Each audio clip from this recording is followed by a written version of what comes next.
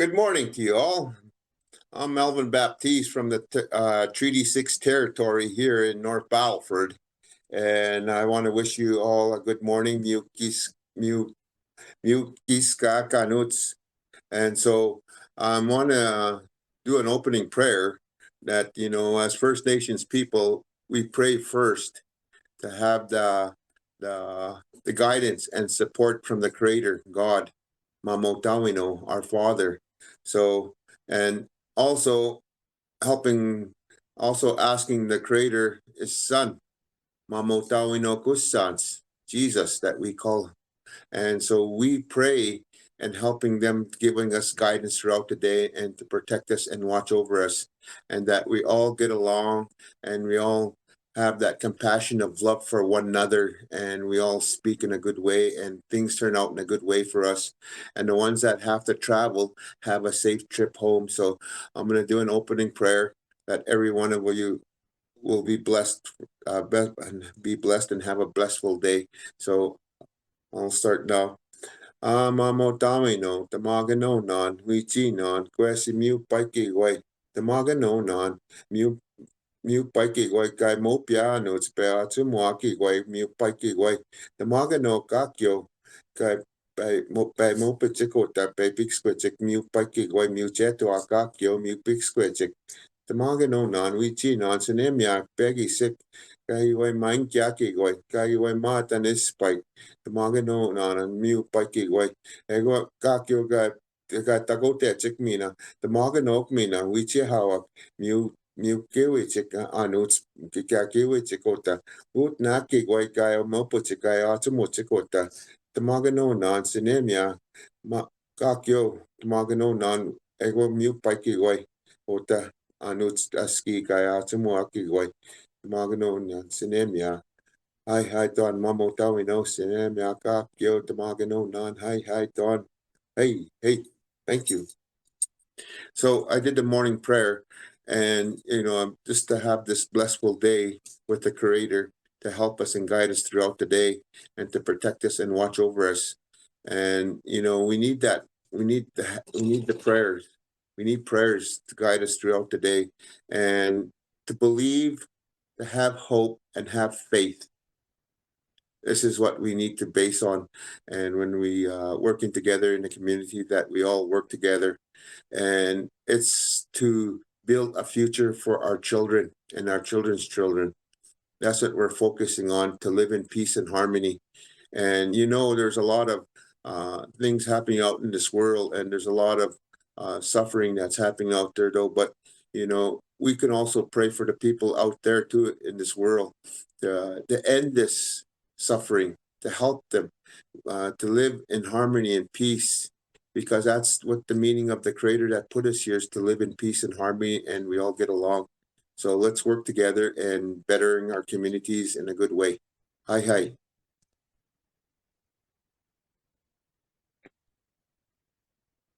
Thank you. Elder Alvin, thank you so much for beginning us in that way. And to all of my friends in the audience, it's so good to be with you here today to kick off day 2 of our first movement-wide event. My name, for those of you who I haven't had the opportunity to meet yet, is Danya Pastuszek. I use she, her pronouns. I join you today from the unceded lands of the Anishinaabe Nation, and I'm grateful to be here with you all. Diwali starts tomorrow, so the first thing I'd like to say is Happy Diwali to all who are celebrating. A todos, gracias por acomodarme en inglés, mi primera lengua. Merci de mi anglais, ma première langue. Thank you all so much who are accommodating me to speak today in English, which is my first language. I'm so proud to be part of this movement with all of you. We are hundreds of thousands of people from across the world. We're shaping how people collaborate, how we close equity gaps, what opportunities are available, and what the future of these lands will be for all living things on it. We're working in community, and we're at the start of a new phase of shaping public policy in new ways. As Elder Alvin noted, we're also reeling right now. I won't name all of the ways that systems are inflicting harm right now, nor all of the ways that these harms disproportionately affect people impacted by poverty, refugees and displaced people, and Black, Indigenous, disabled, 2S LGBTQIA+ individuals, and people from other equity-deserving communities. I can't begin to imagine what's closest to you and those you love, but I'm hoping that you're finding places of care and of collaborative action here in this network and beyond. And while a world in which all living things thrive can feel distant these days, I still have a lot of hope. And I have that hope because I have the opportunity to see how many of you are leveraging the power of place and the power of places. And so I want to just say a few words today about that power, the power of place and the power of places. Yesterday, Becky talked about root causes. People with lived experience of their places are best able to see the challenges and to work on their solutions. Working together in place lets us see how systems are functioning, and then it lets us design for our unique context. And yesterday, Gnarly noted that complex problems can't be solved with just one thing. Another power of place, it provides a way for local actors to weave together a whole bunch of responses, a suite of things better likely to match how deep the root cause is of where problems go. Collaborating in place also lets us prioritize equity gaps and non-dominant collaboration-focused worldviews. I think that to harness the full power of place or of any social change approach, we first have to name and accept the assumptions shaped by so many dominant worldviews and by the events of colonization. These perspectives have created norms that limit the effectiveness of place-based work and all approaches to social change. And what I see is that place-based collaboratives are really well positioned to create the space to create new agreements on how we do, how we measure, and how we make decisions in our work. For those of you interested in this, I'd really encourage you to check out my colleague Cheong and Yaz's workshop this afternoon. Collaborating in place also positions us to close equity gaps. In the E3 Alliance in East Texas, a partnership I knew well during my years in the US, there's been an 85% decrease over the last 4 years between Black and white students enrolled in advanced middle school math. A big reason is that the local collaborative has named this opportunity gap as its priority. And it's really working to understand from Black students why it exists and working with them to change the systems that hold it in place. And then that local collaborative has worked on the local levers and used the trust that it's built with state and national partners to make progress on the levers that they have more control over. Place also makes visible the nearly infinite array of existing amazing resources that exist in places and the pathways to get access to them. I was walking around the Saint Michel neighborhood in Montreal about this time last year with people who love and live in that place, and they see the potential of that place. And I was able to see through their eyes the hundreds of assets and the hundreds of people who all have something absolutely essential to offer to the well-being of all things in that place. Working in place also lets us be experimental and timely in our responses. I think about floods and droughts and heat waves and other events caused by climate change. And I know that only local communities can see and react to these changes quickly because they're already there. You're already there. And because you know what assets are already around you. Working in place also helps us persist over the length of time that real transformation takes. The narrowed equity gaps, the change at whole scale community that I'm aware of, it's taken 10 to 20 years, and those were only the first steps. Over that length of time, we might see 10 federal elections, we might see 20 budgets, we might see multiple economic cycles, we might see a lot of turnover in the leadership of our large institutions. But responses that are anchored in systems that work on short cycles, these aren't really matched to the rate of systems change. Local collaboratives, however, are designed to grow and to adapt over a period of decades. These are the ones that are. Working in place also builds social infrastructure. Next year, the Hamilton Anti-Poverty Roundtable turns 20 years old. Over 2 decades, partners in Hamilton have developed relationships, they've developed trust that comes from getting things done together, and they've developed systems around data sharing and governance and communications. They haven't built roads and bridges directly, but they've built an even as important type of infrastructure, a relational one. that can be deployed as the community identifies new challenges and opportunities. So those are a few reasons why place is essential, but it's an impartial list, and we'd love to hear from you to refine our thinking before offering a new set of resources on this topic that hopefully will feel supportive of your work. We hope you'll share in the minutes and the weeks and the years ahead why place is essential to you. I think there's a space in house space for you to do that. When I'm in conversation with local leaders, I see that our work and our experiences and passions and gifts and our motivations and the particular systems we're designed to transform, they're all unique. And that's part of the power of this movement. I also see some things we have in common. I see us all believing in the power of community, the power of place, knowing that belonging and a sense of being essential is fundamental to democracy and for the goals that we have, and that engaging with communities in the places that we're stewarding has never been more critical. I see us holding ourselves accountable to things that feel important, but also usually hard. I see us all being here because we want to experience and offer love, because we know that everything we do, whether it's the inner work, the interpersonal work, the community work, the systemic work, it can all be a gesture of our belief in the world as it could and should be. I also see so many of us knowing that local work alone is not enough. We know that we need to build systems to network our places together, to make the work less lonely, to nurture all of us, all of you who are out front right now, inviting people to join you in creating new systems that nurture all living things. We need systems that bring local communities together to advocate for and to contribute to the fixes that sit within regional, provincial, national, and international partners. We need systems that ensure that local communities are informing how these non-local systems define problems, solutions, and determine if their intent match their, or if their impact matched their intent. And this is the power of places, of all the work drawn together in this movement, all the work that you all do. We'd love to hear from you on this topic as well. Why are places when they're networked or joined up together, essential? What in these particular times do you need from a network, and what can you offer it? You are the people who hold the personal and the interpersonal and the organizational and the systemic work all at the same time.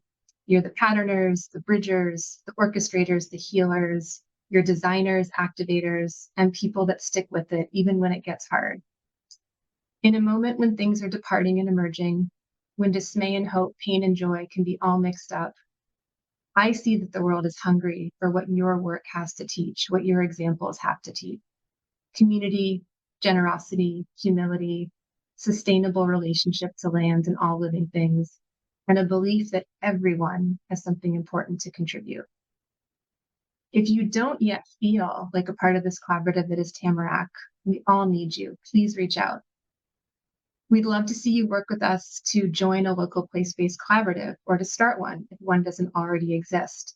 We've just completely transformed our membership offering to reflect how interconnected anti-racism, indigenization, climate, poverty, health, housing, belonging, youth, and other work is, and to better connect you with more brilliant people in this movement. We'd love to see you join hundreds of others in our movement for belonging, to join up with advocacy for guaranteed basic income for all. If you can, to contribute to the pool of resources that we're growing to compensate lived experience experts for shaping this movement, and to start learning alongside us and to go learning with us.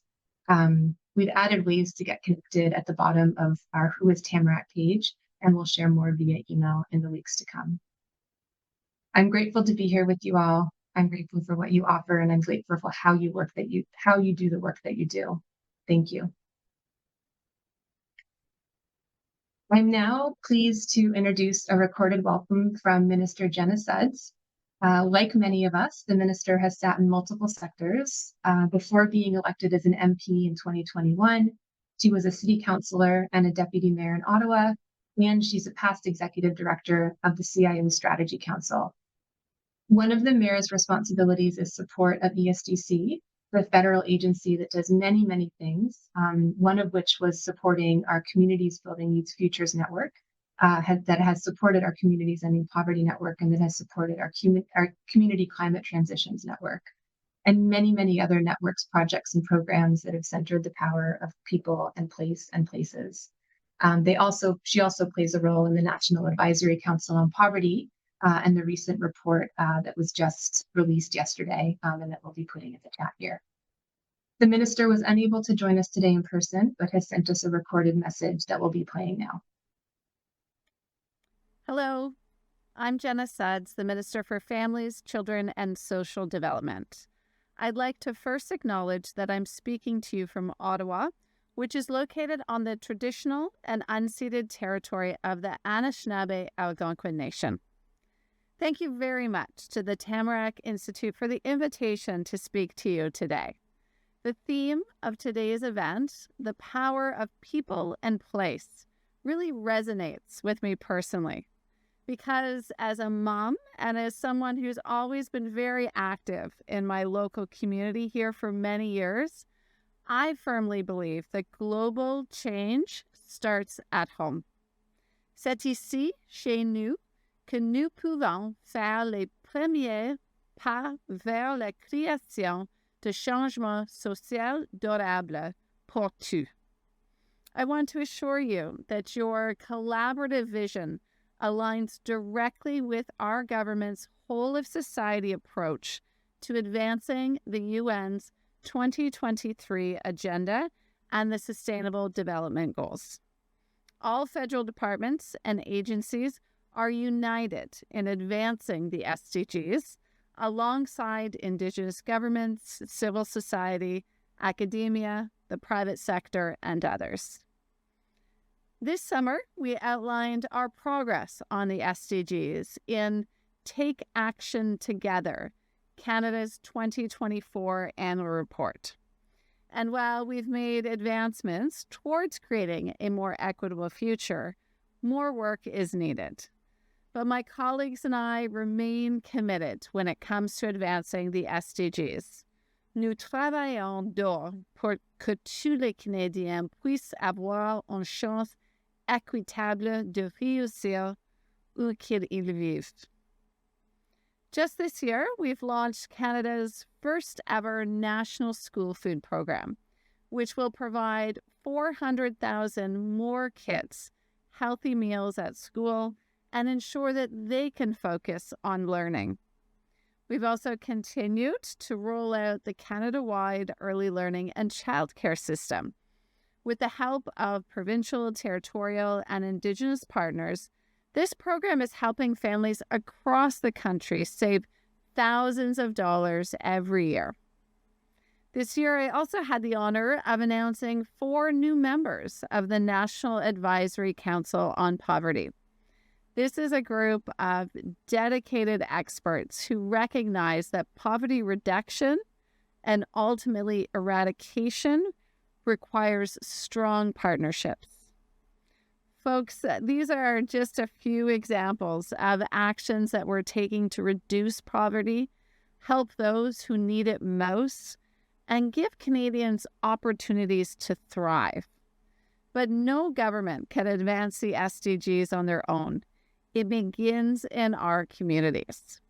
That's why through the SDG funding program, we support initiatives like your exciting Transition Cities project that has helped weave 100 cities weave SDGs into their 5-year planning processes.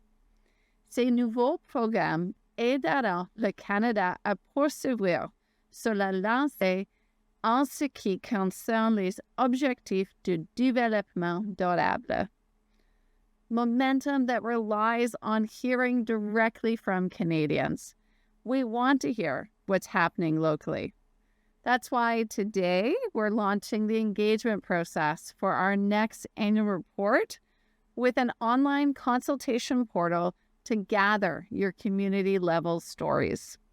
No initiative is too small to mention because maybe there's an SDG project that's happening in a classroom in Comox that can be tailored by a team in Tuktoyaktuk or borrowed by a youth group in Yellowknife, that can spark action by a parent in Peterborough, or whose work could be co-opted by a family in Fredericton.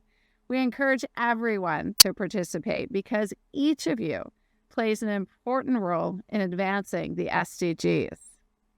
So thank you again for your invitation to share my thoughts with you today.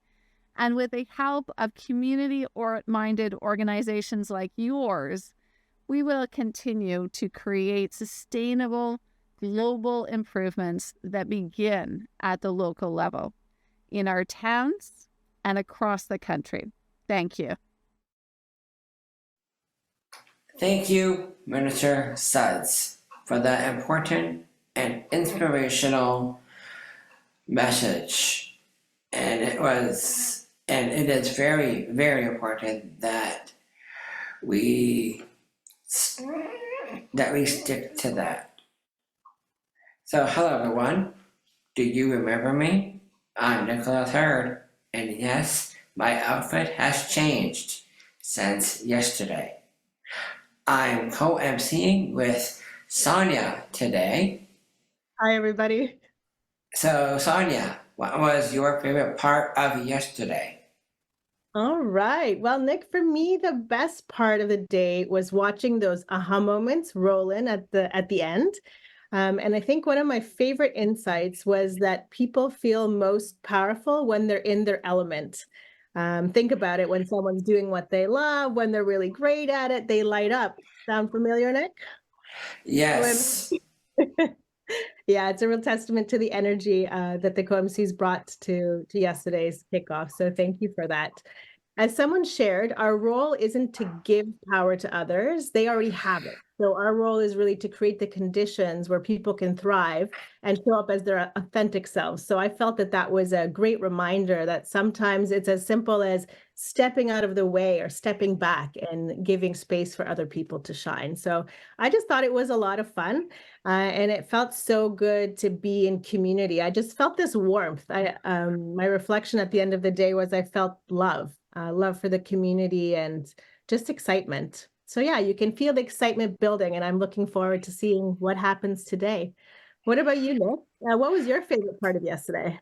Well, yesterday I found the poem by Margaret Whitley was very moving and inspirational. I was touched by that. Yeah. It was very, very important to hear that poem so we can take that into ourselves and really think about what she said in that poem. So hey, Sonja, can you help us set the stage for the day? Absolutely, Nick. So today, as we've heard, we're celebrating something powerful, the importance of place and our communities, I should say, where the magic happens. So where change is most alive and personal. And something that stuck with me again from yesterday was when Meg said, whatever the problem, community is the answer, full stop. I felt like that was just such a great comment and a great way to frame what we're focusing on. So by focusing on place-based approaches, we're really embracing the unique strengths that each community is bringing to the table and the stories that so many of you who are joining us here at Engagefest have. So it's been really neat to go through the chats and all the different prompts and learn about the exciting work in communities across the country. We've seen time and time again that there's a better way than those one-size-fits-all solutions. So it's really exciting to learn about what everybody's bringing with them. When people who know the rhythms, the challenges, the gifts of place come together, I feel like that's where things are really special. As we move through today's agenda, we're going to start with a panel on how governments can partner with communities to achieve greater impact. Later, we're going to dive into another series of workshops. And in the afternoon, we're hosting a tool share where you can explore and experiment with a variety of resources to support community change. Finally, we'll end the day with a keynote by Jess Bolduc, who will inspire us to keep place at the heart of our work. Just a quick comment on House Space. It looks like everybody's getting the hang of it. There's so much activity on the platform, so please keep that coming. A couple of updates for day 2. In addition, we have a Take a Break tab along the top where you can find helpful ways to relax, reset, or take a moment at any time you need throughout the day. We've also added some great pictures from the watch parties across the country. You can find that under your engagement view in the community tab. So feel free to click along those tabs and explore. I welcome everybody to take a look at what your fellow learners are experiencing and add your own images to the chat. It really helps keep things alive. So thank you, everybody. Let's keep the energy coming. And Nick, back over to you to introduce our first session. Okay, thank you, Sonia. We are starting this morning with an informative and rich conversation. This panel will consider ways that different levels of government are achieving impact by supporting the important work of communities. I would like to introduce Cheong, who is the board chair for Tamarack.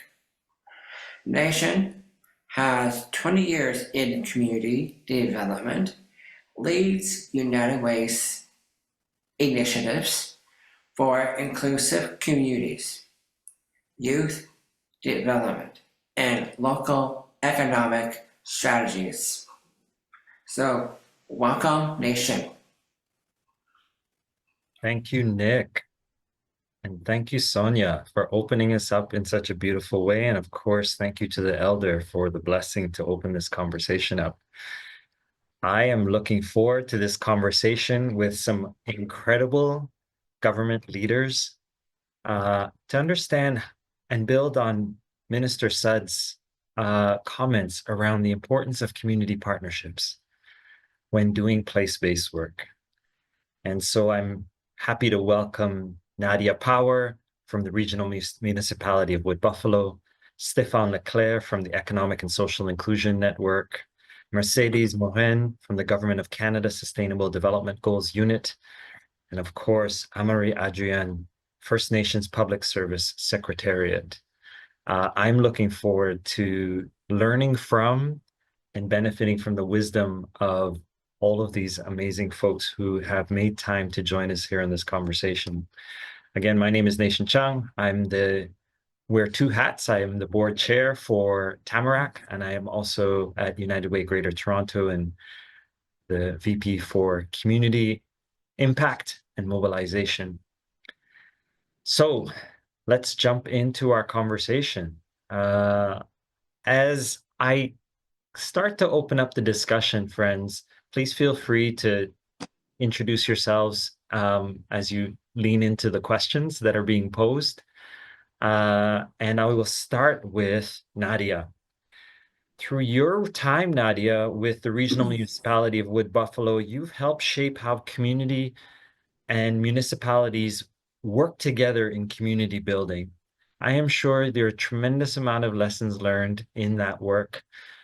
Talk to us about some of the wisdom that you have garnered through that process that you think other municipal leaders can benefit from. Thank you, Nation. And the first thing that I do want to acknowledge, I am joining all of you lovely people today from Treaty 8 territory, the unceded territory of the Métis, traditional lands of the Cree and Dene. I'm very grateful to be here. As we talk about place and the power of place, I will say that for those that know me well would know me, I hope, as a very positive and optimistic person. But my conversation with you is going to focus on my experience for some of the hardest times that I believe this place that we call home here has been through. I have been privileged to work with municipal government during the 2016 wildfire of Fort McMurray. Subsequent to that, and not long after finishing my support for the Wildfire Recovery Task Force, I was a new young manager with the team that I helped transition into working from home during COVID, the global pandemic. when our community was hit by a 1 in 100 year flood event that saw people displaced again. And, unfortunately, we have had a few more. We continue to have those types of events all over the world. But I'm going to speak to you specifically about what we've learned here in the Wood Buffalo region about that. We talk about the power of place. Never is it more impactful, the place where you're from, your home, your family, your neighborhood, than when that is burned to the ground, when that is taken from you, when you are evacuating, fleeing a fire, and you don't know what you're going to be coming back to. I know that might sound a bit dramatic, but that is exactly what people dealt with here. We had communities that were the oldest in the region impacted, people that had lost homes that they'd lived in, their family had lived in for generations. Our job, the engagement team with the municipal government here, our job, our chore, our privilege was to welcome people back and to see how people were going to return to the community, and then how we were going to work through rebuilding together. Now, I can talk for a long time about all of the different lessons that I've learned, but I want to touch on a few of the most important ones. Never is it more important to go to where people are at. That could be something as, it might not seem very impactful if you actually go and don't look for the convenient places to meet. When you want to bring community together, you're going to look for, in the aftermath of a fire, maybe any place that is open, or in the aftermath of a flood, maybe you're going to look to a place that's on higher ground. But people want to talk about their neighborhood and their community and how they're going to recover in the place that they call home. And I don't mean that being the city. I mean that to be in their backyard. So one of the things that we learned to do is that even though it takes more effort, more logistical work, and it is not the most convenient for anybody, go to where people are at. What we learned, what we did, is that we actually did go and set up spaces and places that people could meet together with their elected leaders, with decision makers in their own communities and neighborhoods.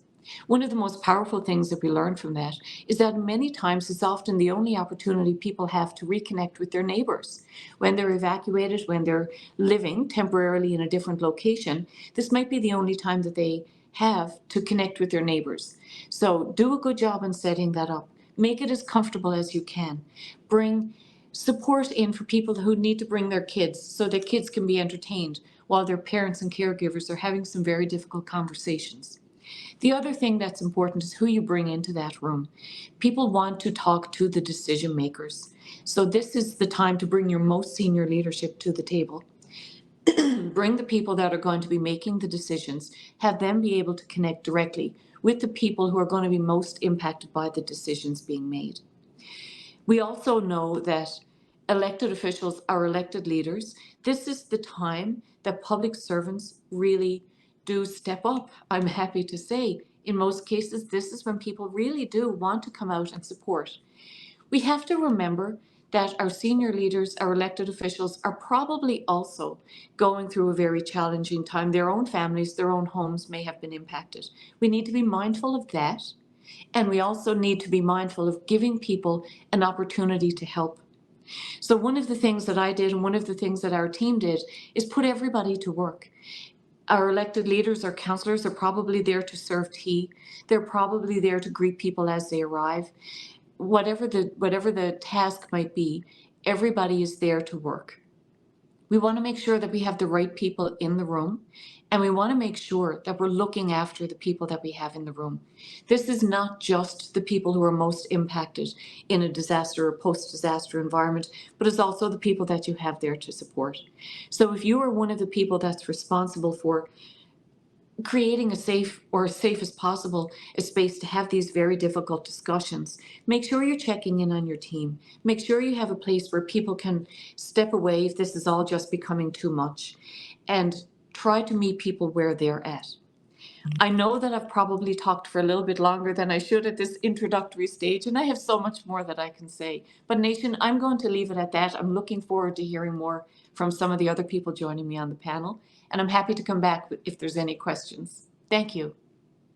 Thank you, Nadia. You have planted seeds, and we will weave this conversation as we go. I I'm looking forward to diving deeper and thinking about what it means to meet people where they're at. And I think you've laid the foundation for a wonderful conversation.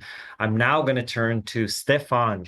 As the lead of New Brunswick's poverty reduction strategy, the Economic and Social Inclusion Corporation has worked closely with local communities, originally through the Community Inclusion Networks and now the Regional Service Commission. Stefan, tell us what you have gained. How have you grown, and what have you learned about the relationships between provincial partners and local communities who have a common vision and are trying to drive community impact? Thank you very much, Nation, for the question, and good day, everyone. Thanks for welcoming me to this panel where I can share a little bit about the New Brunswick model for poverty reduction and empowering of the communities.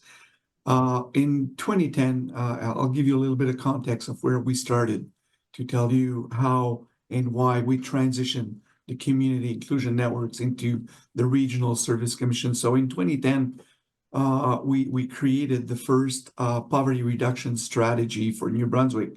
And that's where I came in as the CEO of the Crown, the new Crown Corporation, because we wanted this entity to be arm's length, run by a board of directors made of participants from the 4 sectors. We do have a few ministers, 3 ministers, 1 opposition member, but 3 business, 3 non-for-profit, and 6 citizens who have experience or are still living in poverty, which are the board of directors. So right there from the get-go, we gave a strong place to the citizens who are experiencing the challenge that we're trying to impact here with the help and the support of all 4 sectors.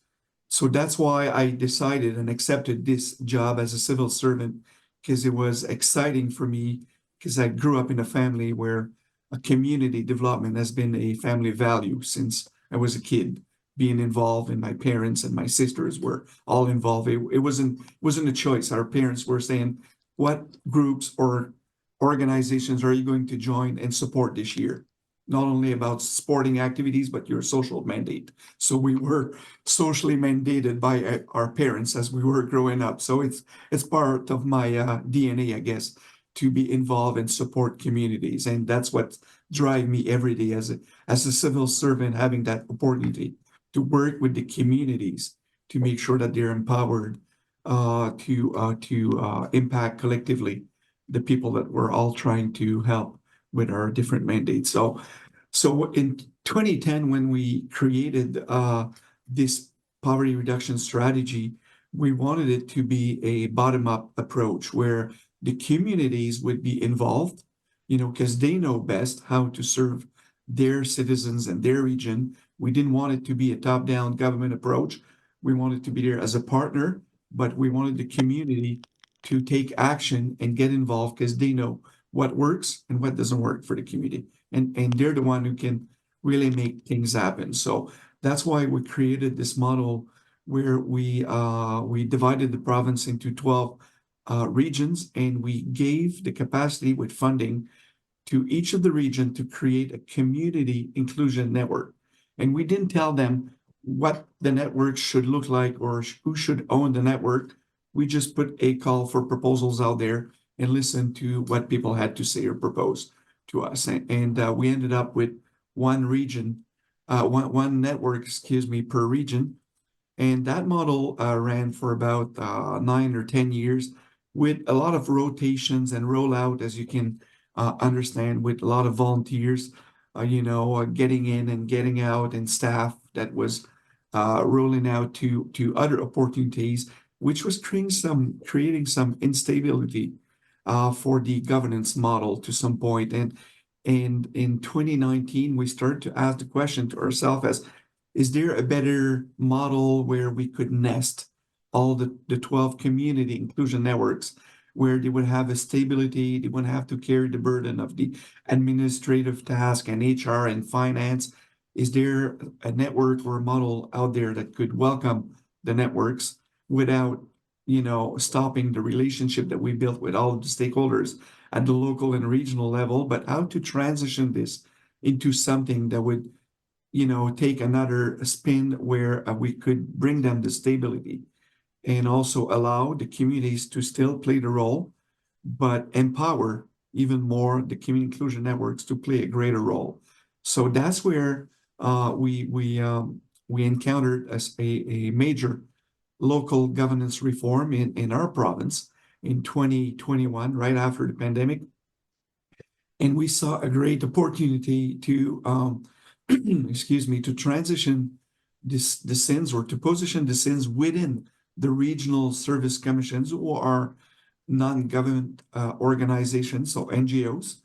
And their mandate is to support the municipalities and the communities in their specific area. So we were like, oh, wow, great opportunity. And the SINs having a mandate to support community development and transportation was a great fit. Was a great fit to transition the SINs into the regional service commissions, who had to work with the local partners about alignment and regional collaboration. So for us, it was just like a wow, oh my God, what a great opportunity to make that transition. So we went back, and I won't go into the details on how we transitioned, because that's a whole chapter by itself, but we took the time to make it respectfully with the partners and the stakeholders, but that's a chapter by itself. So when what we've learned, Nation, to come to the real question that you asked me at the beginning here, is what we learned is you had to take the time, because this is all built on relationship, right? We had to take the time to make sure to fully understand what each party is bringing to the table. Be respectful, be flexible, because every region is unique with their capacity, their assets, their challenges, and whatsoever. So as a Crown Corporation, we had to be very clear with our expectations and make sure that what we were asking the regional service commissions to take a role and a lead here to host the community inclusion was very, very well understood, and that we would agree on how to define success, right? And one of the key thing was the communication, and we still pay a lot of attention to make sure that people are informed, people are engaged, that we provide feedback.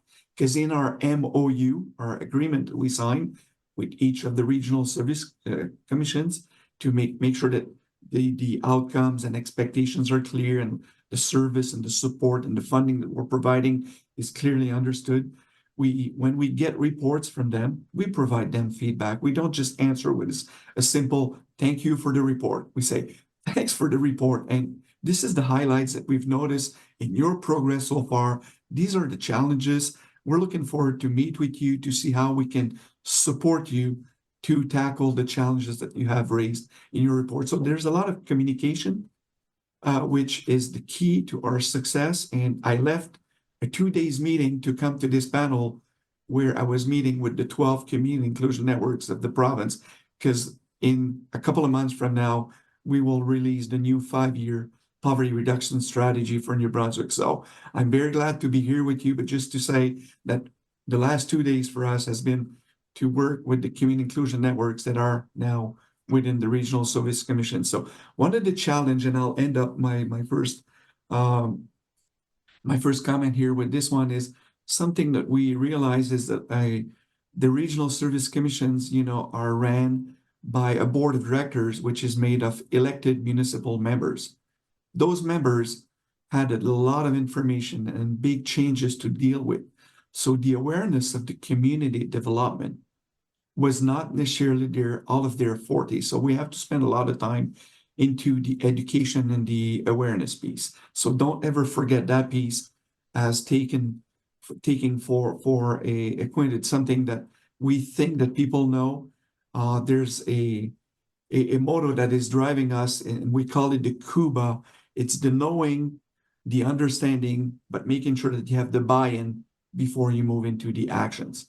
So that's one of the key principles that we're driving with, and that we're trying to make sure that we make it clear for the partners, and we're once again empowering and supporting the communities in this model. Brilliant. Thank you so much, Stefan. There is a theme there. I love your comments around a cross-sectoral governance model with residents at the center. I love the theme about stability and ensuring that you are creating the infrastructure so community can do what community does best and not get bogged down in administration. That's a beautiful insight. And also the ability to understand what each player, from whatever sector, is bringing to the table to contribute to the vision. And lastly, your comments about the importance of communication, but also raising awareness and understanding of the dynamics in the room, in the space, in order to build really sustainable models. I think this connects to Nadia's comments earlier about the importance of leaving room for real connection. And of course, Nadia, your comments were in the context of community, but when you think about the collaboration necessary, how do you intentionally create spaces for real relationship building, making sure everyone is there to work?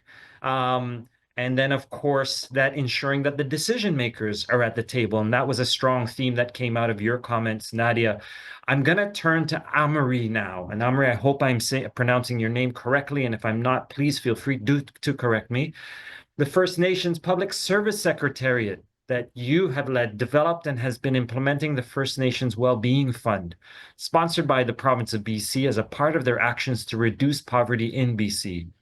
Through the fund, you've supported First Nations and tribal councils to address community well-being and poverty reduction.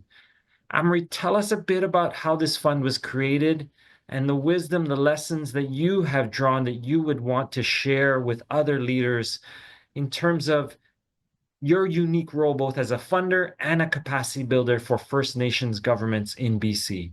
Over to you, Amory. Awesome. Thank you very much, Nation. And thank you for letting me go third. It's still pretty early here on the West Coast, and the sun's finally filtering in, so I feel like my lighting's a bit better than it was at 7:30 this morning. I'd like to start off with my own introduction for sure. My name is Shawish. My English name is Amory Adrian, and I am the Manager of Intergovernmental Relations and Policy here at the First Nations Public Service Secretariat. I come from the community of Chalath, which is in the Statliam territory, Statliam Nation in the interior of British Columbia through my grandfather. And I'm also connected to Ahadasat, which is in the New Chalneth Nation on Vancouver Island through my grandmother. And I'm also English and Italian. So I've got quite a big family, and there's lots of roots all over the place.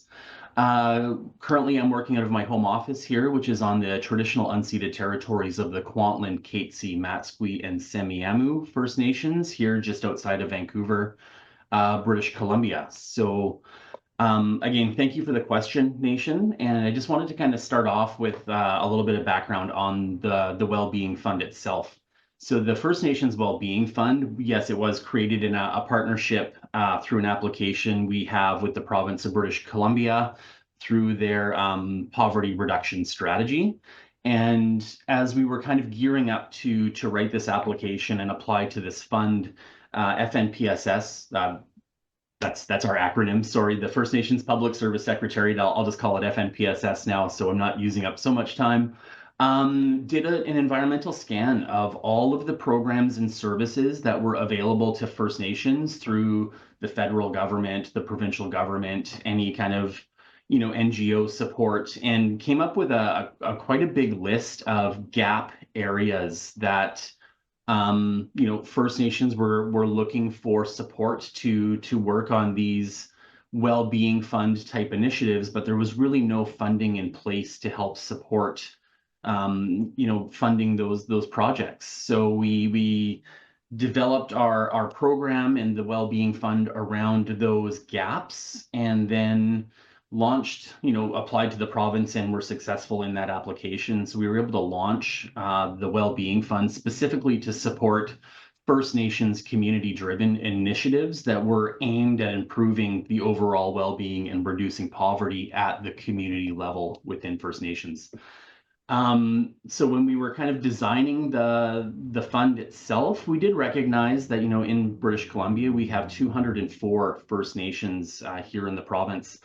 And, a one-size-fits-all approach doesn't work for the diverse communities that we have here in British Columbia. So what we did is we really looked around and emphasized like flexibility and local control in submitting applications to the Wellbeing Fund itself, and allowing First Nations or tribal councils to really define their own goals and choose initiatives that reflect their specific community values, priorities, and needs. So we've maintained an inclusive process. We're aiming to build access to the fund, but also like fostering kind of long-term self-sufficiency and resilience through this funding program. So First Nations are able to, work on these projects over kind of a longer period of time as well. And that's one of the things that we also looked at is federal and provincial programs are usually, within a fiscal year. You need to, start a project in April and finish it in March. And what we've been able to do through our negotiations is have a project timeframe that's 22 months long, so that First Nations are able to deal with kind of the things that happen within their communities. As Nadia had kind of mentioned in her opening comments, forest fires, floods, catastrophic weather events all have an impact on all communities, not just First Nations, but all communities, to be able to go in and do these projects. So allowing First Nations the flexibility to have longer timeframes to complete their projects, we thought was paramount in also kind of the development of our program. Lessons that we've kind of learned as a funder and a capacity builder. I thought this was really a neat kind of question as well. So we really feel that community-led approaches are like essential when it comes to supporting projects and funding requests under the Wellbeing Fund, allowing First Nations to tell us what needs they have. And it's interesting working, with the 204 First Nations here in the province, is that needs are different depending on, proximity to municipalities, proximity to other infrastructure, roads, power, water, all of that kind of stuff. So depending on where a community or a First Nation is located, their needs are going to be different. So we really wanted First Nations to define what well-being meant to them and how this fund could support them in meeting those well-being kind of goals for their community and for their membership. So that was one of the first things what we wanted to really emphasize, was that, we want First Nations to tell us what well-being means to them and how we can support them. Looking at capacity building and capacity support as a cornerstone, we thought was really important as well.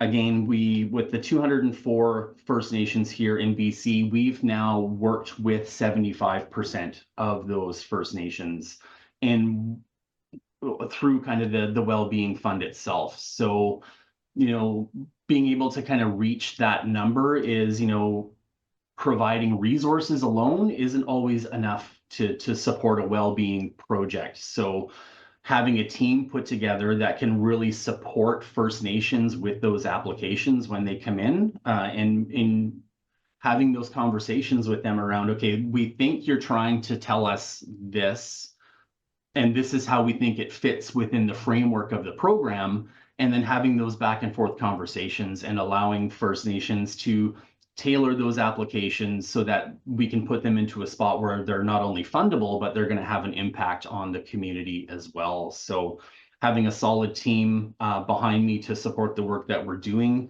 and helping build that capacity and bringing that support to First Nations, we thought was really essential. Another thing that we were kind of looking at is just building that relationship of trust. Being a First Nations or an Indigenous organization alone isn't enough to build that trust. We still need to be able to reinforce that relationships are really the core of meaningful change when it comes to building this Wellbeing Fund as a program, but then also delivering it. So working closely with First Nations, listening to what they're telling us, and then acting with transparency and accountability really is a key part of that relationship building.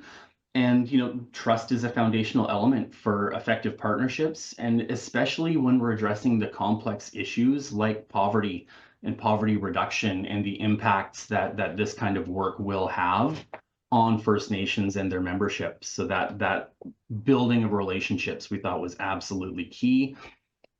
And then the flexibility to just evolve. So we've got, as we were building this program, we kind of got support from the province in 3 different waves. So our initial application was approved for $2.7 million. So we did an open call. First Nations applied. Obviously, we were way oversubscribed. So we were able to tell that story to the province. We're successful in getting another allocation from the province of 2.3. So that brought our fund up to $5 million. What we did there is we went back to those applicants that we couldn't support through our initial intake and worked with them to further develop their applications and provide support there. And then the province came back to us again, and we were very, very fortunate enough to get an additional $15 million into the fund. So now we're working with a $20 million pot of funding to support well-being at the First Nation level. So our ability to now go through and adapt kind of what the program could support now that we have additional funding to make available, looking at different funding levels and funding caps for the couple of different streams that we have. So we've got Stream 1, which is really focused on community well-being projects, and then Stream 2 is supporting well-being plans. So we were able to kind of make adjustments to how much we could fund per project that way. So yeah, being able to evolve and adapt as, you know, additional money comes in, and also with additional and increased funding came different requests from First Nations. And then we had to really evolve and develop our assessment phase and our scoring and our ranking when it comes to actual like screening of projects and all of that stuff. So being really flexible has been awesome for this program as well. There's no rigid constraints to it. And to just kind of close off so that I can give my other panelists some time here as well, is that FNPSS is absolutely committed to continuing this journey with First Nations as we kind of roll this out. And it's been our absolute privilege to work with First Nations, not only through the funding, but also through the capacity building and other efforts that we hope and feel will have lasting benefits for future generations of BC First Nations. So again, thank you, Nation. Thank you, Amory. We're going to come back. I want to give Mercedes a chance. I know that we're running a little bit tight on time. Mercedes, we've heard a lot of both from Nadia, Stefan, and Amory, some local context. I want to lift up, because your portfolio is at a national context and weaving international commitments to drive across the country. That takes it to a completely different scope. So tell us more about your work in driving the Sustainable Development Goals for the Government of Canada and working with partners at a variety of scales across the country. What have you learned at this national level, Mercedes? Thank you, Nation, and I want to give a great big shout out to my co-panelists, because I think it exemplifies exactly what communities are doing to be able to advance the SDGs. And we know that one thing is certain is that the SDGs cannot be achieved in isolation. And we know from a federal perspective that collaboration is necessary to move the markers on the SDGs. So I think it's really important that we have that discussion today. Because Agenda 2030, we know that we're, at the halfway mark of the agenda, and we need to ask ourselves, what could we do? How could we do things differently? And what are the priorities for the Government of Canada? And with that, we know that we have a SDG funding program to be able to support governments, organizations, communities in ensuring that the SDGs are meaningful and also are available to communities.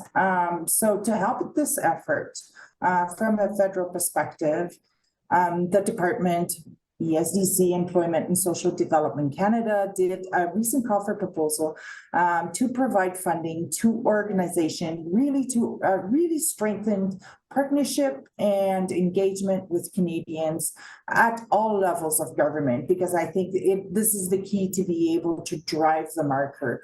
And with this call for proposal that we did, the main focus of this call was to be able to localize the SDGs and also report on them, because we know what we report on, what is being measured, gets tracked, gets advanced. So I think this is really great. And some of our efforts at the federal level, because we have a really broad range of perspective, is that we have invested to date 22 million, not just to increase the awareness of the SDGs within the communities, but also to really drive partnership, because partnership is the key. We know we can't advance the SDGs in isolation. So really drive those innovative partnership across the SDGs and all throughout Canada. I'd say even more than that, because I'm the director of the Sustainable Development Goals Unit, which takes an approach of a whole of government approach on moving the Agenda 2030 forward, but also takes a whole of society approach and gathering what Canada is doing at all orders of government at the community level. So one of the commitment that was made throughout our strategy is to be able to report to Canadians on how Canada is moving the marker on the SDGs. So with that, we are also doing an annual report that reports to Canadians on how we're doing on the SDGs. So with that, because Minister Sudds provided the announcement that we are doing consultation and engagement on the 2025 annual report on the SDGs, we want to take a really human-centered approach that brings stories to light at the community level on how the different communities and the different individuals within those communities are moving the markers on the SDGs. These stories really aim to inspire all Canadians by encouraging people to see themselves as part of the solution, and also but to take action to advance the SDGs within their own communities as well. In order to bring the scope back to specific SDGs, because the 17 SDGs touches on, economic, environmental, and social challenges. I think they're really broad. So we had to really focus on a few specific SDGs that speaks to what is going to be presented and what is going to be reviewed at the next United Nations high-level political forum that happens every year in July. So those specific SDGs that we would want stories from the different communities and different individuals across the country are related to good health and well-being, which is SDG 3. We want to hear stories on how gender equality has been applied throughout community programming and throughout individual. So SDG 5, one big SDG is SDG 8, which is decent work and economic growth. What are we doing at the community level to be able to advance those markers? And another really important one that touches on those environmental SDGs is SDG 14. How is life below water being maintained, safeguarded? What are we doing at the community level? And as I've mentioned previously, partnership is the goal. We have a specific SDGs dedicated to measuring how we're getting those partnerships together to be able to drive those goals together. So today, very happy to say that we're launching this engagement to be able to gather all those stories that you're bringing forward today. And this engagement process is underway until the end of January. And we're really, really excited to hear about all the great work that is underway at this time. And we're really focusing on activities that has happened in 2024. And as we have heard from our great panelists, we know there's lots of activities happening across the country, and we want to bring that forward. So really happy about that. And there's lots of lessons learned. And if you want to really get informed and want to know about what the federal government is doing in terms of, those high-level international commitments, send us an email. You'll find our email contact on our webpage. So I certainly invite all of you that is attending today to be able to reach out and let me know if you have any questions on that. Over to you, Nation. Merci, Mercedes. Folks, we've got 5 minutes left. So I'm going to pose a question to all of you, and each of you have an opportunity to weigh in on this question for a minute or two. Give the fellow panelists an opportunity to weigh in as well. If there's anything that has emerged from this conversation consistently is the importance of relationships, that collaboration hinges on relationships. An effective collaboration, strong relationships hinges on trust. We've heard this said several times. What are your practices? How do you ensure that your actions are centered in trust building and trust maintaining with the communities that you are working with, or even across the institutions that you work with, whether it's cross-sectoral or working across different departments in government? Trust is essential to getting stuff done. If that trust is there, you can't measure anything else, I would argue. So I would love to hear, and please, one at a time, jump in. I'm not going to go in any order. Whoever wants to kick off first, or maybe I know you're all smiling and want to jump in on this. So I'm going to start just to keep the So Nadia, I will ask you to kick us off. Your 1 minute on the importance of trust. Thank you. Thanks. Oh my goodness, we could speak for so much longer on this. But a few things did come out to me, and I have been making some notes as I've been listening to my fellow panelists here. And we talk about trust. We can't compel people to trust us, but we can be trustworthy. We can be trustworthy. Absolutely. And so one of the first things that I wanted to talk about is sharing information. And I heard my colleague there, Stefan, talk about, and everybody has been talking about sharing awareness. Too often we go out and we ask people to give their feedback, but they don't have the whole picture. So we're asking them to provide feedback on decisions, or to have input on community-led initiatives when they don't know the full picture. So one of the things that I would really like to stress is to make sure that we make information available. Make sure we make information available in a way that is understandable and relatable. And then we want feedback. So give lots of opportunity for that. Make sure people know how they can provide feedback, and make sure you give lots of ways for people to provide feedback, whether that's in a public forum or individually, lots of different options. So that's one thing that I will say. I also think it's important that we be very transparent and very clear when we're talking about important decisions, when we're talking about community-led initiatives and any programs and projects that we as municipal or government officials might be involved in having influence on. Make sure you are very, very clear when you're talking with the public, when you're talking with any anybody that you're inviting feedback from. Make sure you're clear to let them know what level of influence they have in the decision being made. That is one of the things that I would really, really like to stress. Just because somebody has told us something, we need to make sure they know that that doesn't necessarily mean that's the way it's going to go. And if there are decisions to be made, make sure people know how much influence they have in the decision. If the decision is not made yet, make sure people know what are the other factors that we're trying to work through so that we can get to a place where we can make decisions and move forward. So those are some of the key things. Be trustworthy, share information, give lots of opportunities to provide feedback, and make sure people know the level of influence that they will have as we move forward as a community and community-led initiatives. Thank you. Wonderful, Nadia. Okay, we've got 2 minutes. Who wants to jump in? Stefan, over to you. I'll quickly go, Nation. Okay, over to you, Amory.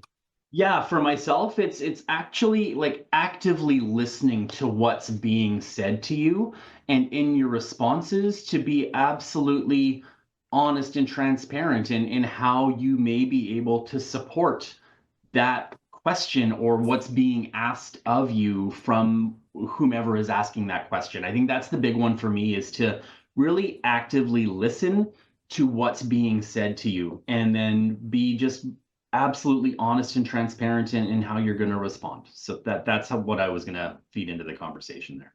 Wonderful, Amory. Stefan, jump in there. Thank you. I think as you heard me talking about the Cuba, the knowing and the understanding is key for sure to build that trust, be clear, be transparent. But there's another slogan that we use a lot here is you have to find your place, take your place, but only your place. Let the space for the others to take the leadership and the ownership that they can take and support. Be there to support. And I'll give you an example where 75% of our budget at this corporation is going back to the communities. That's how strong we believe that the power is within the communities. Wonderful.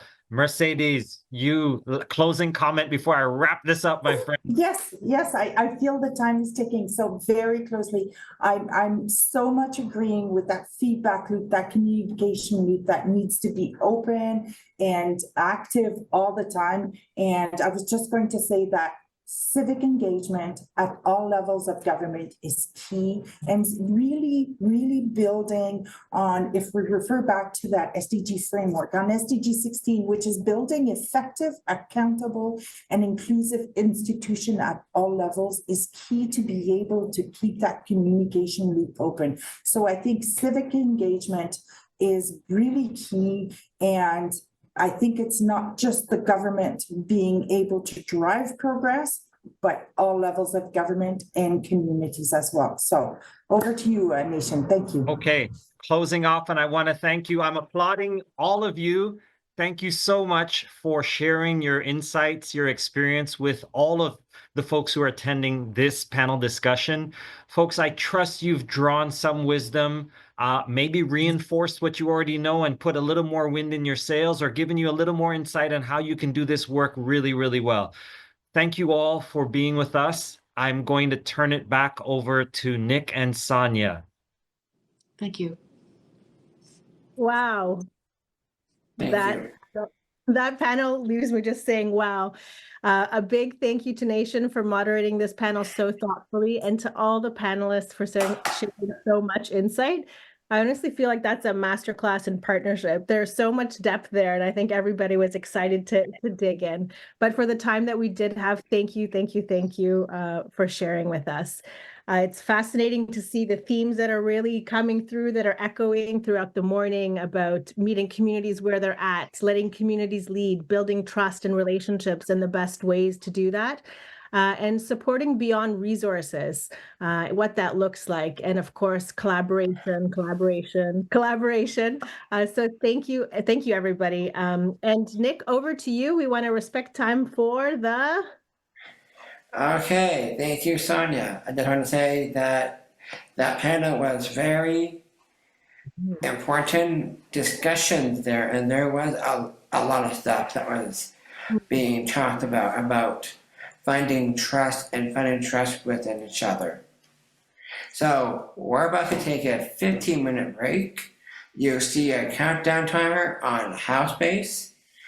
After the break, we'll go straight into workshops. You can find the workshop tab at the top of the screen, which has a list of all the upcoming workshops, descriptions, and Zoom links to join after the break. Just a reminder, all participants will get recordings of the workshops a few weeks after Engagefest ends. Enjoy your break, and we'll see you back here later this afternoon at 2:20 for the tool share session.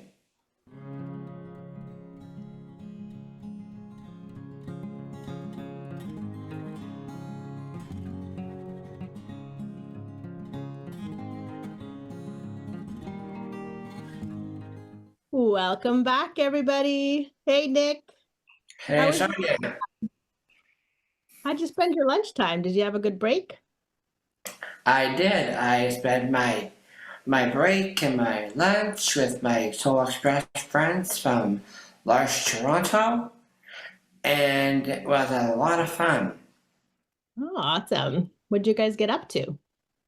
Well, we were celebrating someone's birthday today, and we were doing a sketch of her and give it to her as a birthday card.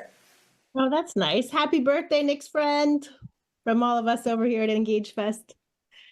And Nick, do you have any tips how we can settle into this next phase of our afternoon? Yes, I do. We are going to do an energize Ooh, I love it. warm Okay. up. What do we got to do? Give us some instructions. We're going to do this in our chairs. Okay. We're going to warm up our hands. And we're do the energize wave. Ooh, are we following you? Yes. All You right. want to follow me. All right. Too bad we don't have any music. No, that's okay. We don't need music. Don't need it. Okay. Then in front, we're going to start clapping. Now we're stopping. All clapping. And everybody energized. Thanks, Nick. All right. Thanks for bringing us back into our bodies and back into the space. I know that I definitely feel the energy moving. Whew, what a busy, busy morning of so many different sessions and lessons and connections. So yeah, it's good to get physical. Thanks for that. And we're really curious about how everyone's experience was at the workshops. If you want to share with us, please put it in the chat box. We'd also just like to gently remind you to complete the workshop surveys below the feed as well. We really want to hear from you and how things went. And I'm out of breath from that wave, Nick. Sorry. No, it's okay. It's okay. They're energized. That's a good thing. So now we're actually going to dive into one of my favorite parts of the day, which is the tool share. So if you've ever felt that so much of your work as a change maker is figuring things out as you go, you're not alone. You are in great company. So as I was reflecting on some moments in the past, I can see so many moments of trial and error, which of course have their value, right? In terms of experience and context and understanding things. But I can't help but wonder how different it might have been if I had the tools or the supports to help me guide the way. So at Tamarack, we have an extensive library of resources that's always growing and evolving. You can find them on our website. And we actually have, tons and tons of tools available. And what I was going to say in terms of it being evolving is that even from yesterday in the conversations, I already had the spark of a few ideas of potential tools. So I'm curious to ask our participants, everybody who's joining us, if there's a tool either that you love and you use all the time, or if there's a tool, a gap, like something that you would love to get a tool made about, or a way that we can support you. So we're going to showcase 14 tools for you to choose from, and I'm going to tell you a little bit about this tool share. We're going to have 2 rounds of the tool share, each round featuring 7 unique tools you can choose from. Each round is going to last 20 minutes, so you'll get a chance to go into 2 sessions. After the first round, there'll be a 5-minute break to stretch and find your way to the other Zoom room for the second tool of your choice. Just a reminder that all the tools and the links of how you can attend are along the tab at the top. The tool share tab. So if you click onto that, you'll be able to select and go directly to your tool. Don't worry if you're interested in more than one tool. As we've shared, we're going to keep on sharing. So recordings of the sessions will be shared back with everybody. Once we wrap up round 2, we'll come back here for our final keynote together. Can you believe the days zipped by? We're almost at the end. All right. Well, everybody, we wish you a wonderful time at the tool share. They start at 2:30, so we'll see you there.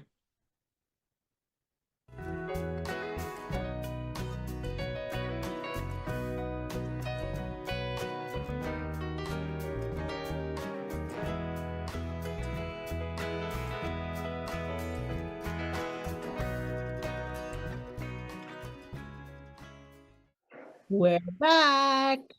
Hi, everybody. Nick, how you doing? I'm doing great. How are you doing? You know what? That was a really fast double tool share session. I'm feeling a little frazzled. How frazzled? Very frazzled. Ah, You have a technique that can bring us, that can ground us. yes, I do. So we're going to do a breathing exercise. We are going to breathe Okay. in peace together. We're going to breathe out love. Breathe in peace. Breathe out love. Breathe in peace. Breathe out love. So now we have reached our last keynote for Engagefest. Will be about finding our places and reflecting on the importance of reconciling relationships to land within generations of displacement, while finding our places within social, political, and ecological justice movements.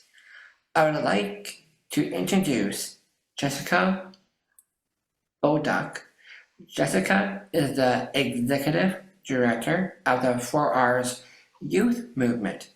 She has worked on centering the needs and role Indigenous young people play in moving forward reconciliation between individuals, communities, and systems in Canada.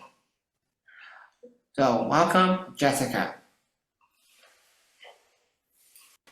Thanks, Nick.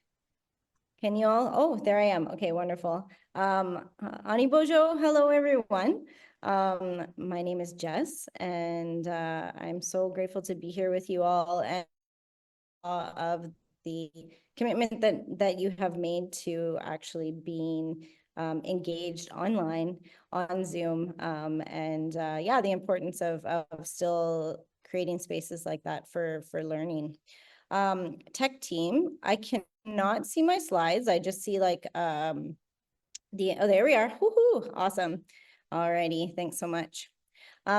So Ani, my name is Jess, as I said. I'm just you're gonna see me struggle a little bit with the technology because I'm very like low-key technology, and the tech team here at the Engagefest is like beyond my capabilities, but they've set me up good, but I might struggle a little bit to get used to it. But so let me just ground myself. Thanks, Nick, for that breathing exercise. Ani Bojo, bida bamatsi benesis nadijnakas, bawatin adonjaba, makoendodam, ojibwe Anishinaabe kwen down. I am an Anishinaabe woman from Batchewana First Nation, and as Nick said, I am the executive director of the 4Rs Youth Movement. And so I'm going to share a little bit of stories today with you about place. And to do that, I thought, what better way than to speak to my family's sugar bush. And so you'll hear and get to see some photos and pictures of the way in which myself and my family have reclaimed place. Nick spoke a little bit about the 4Rs Youth Movement. This is a picture of past and present teammates. I won't go into that because I know we're a little bit short on time here, or we're a little bit behind on time. So Nick gave a great example or a great definition of the work that we do. And I'm so proud of my people, and so blessed to be in this work that is an evolving conversation about reconciliation and challenging that along the way. So just a couple of disclaimers. I'm going to say the word place a lot. Turns out there's a lot of wordplay and reflection in the inclusion of the word or words that contain the word place. I'm hoping that folks will come away with a refreshed lens on our individual, our professional, and our societal and cultural relationships to place. especially with an eye on reconciliation and those connections and relationships to Indigenous peoples and the places in which that you all, as we say, work, live, and play. I'm also using this opportunity to practice Anishinaabe. So that's my language, which should be sort of my first language, but I'm a language learner. And so you're going to see me presentation about the sugar bush. And so what a great way to actually like put that language practice into practice. The other thing is that my internet is a little dicey, so I may disconnect and have to reconnect, but hopefully that won't impact the conversation very much. And so, as I shared, I'm Anishinaabe from Batchewana First Nation, and my family stories are connected to Lake Superior and Lake Huron, and really a lot in the Garden River First Nation area, even though I am a community member of Batchewana First Nation. But right now I'm actually calling in from shared Haudenosaunee and Mississauga territory, and I'm actually just kind of, I guess what we would say as up the road from Tyendinaga. And so it's just thinking about like, while I'm here, I'm learning about some of the histories and the connections to some of the treaties that speak to the relationships between Indigenous nations and between Indigenous peoples and non-Indigenous peoples. So both pre and post-colonial treaties, including the Morris Treaty and the Williams Treaties. And this place is now referred to as Prince Edward County. And it's stunning. The leaves are changing here. They're falling to the ground. The weather is warm and cool. It's just a very welcoming place to be. That in my reflecting on where I am, I'm also sort of looking around and seeing a name and an identity that has actually replaced and displaced a once vibrant Indigenous population. And so I look around here and I'm not seeing Indigenous peoples, even though I know that their existence prevails on this territory.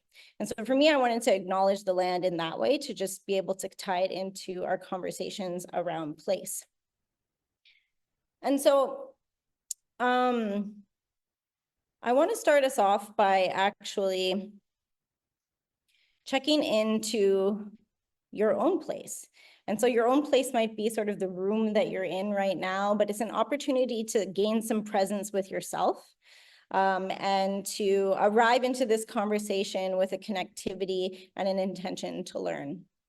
So I'd invite folks to actually, make yourself a little bit comfortable. So you might be kind of on the edge of your seat. You might be, having your legs crossed or finding yourself in a position that really doesn't feel grounded. So to start with, let's sort of like find a way to move our bodies into a place of groundedness.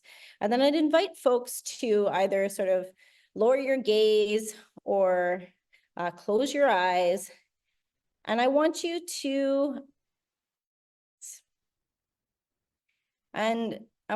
think of a place that might be somewhere you went as a child, a place that is important to you or important to your family, or maybe it's important to your ancestors.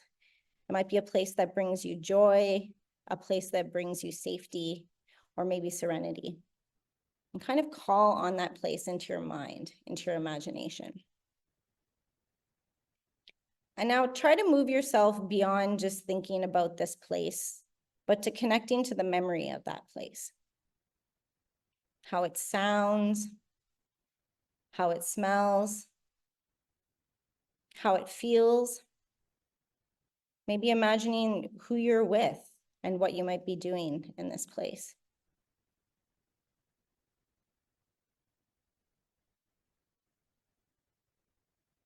And now I want you to search deeper within yourself to connect with what might awaken or come alive inside of you when you think about and you arrive to this place with the people and the activities and the experience that you're having. What more might you be capable of seeing, feeling, knowing, and being when your relationship to place is activated?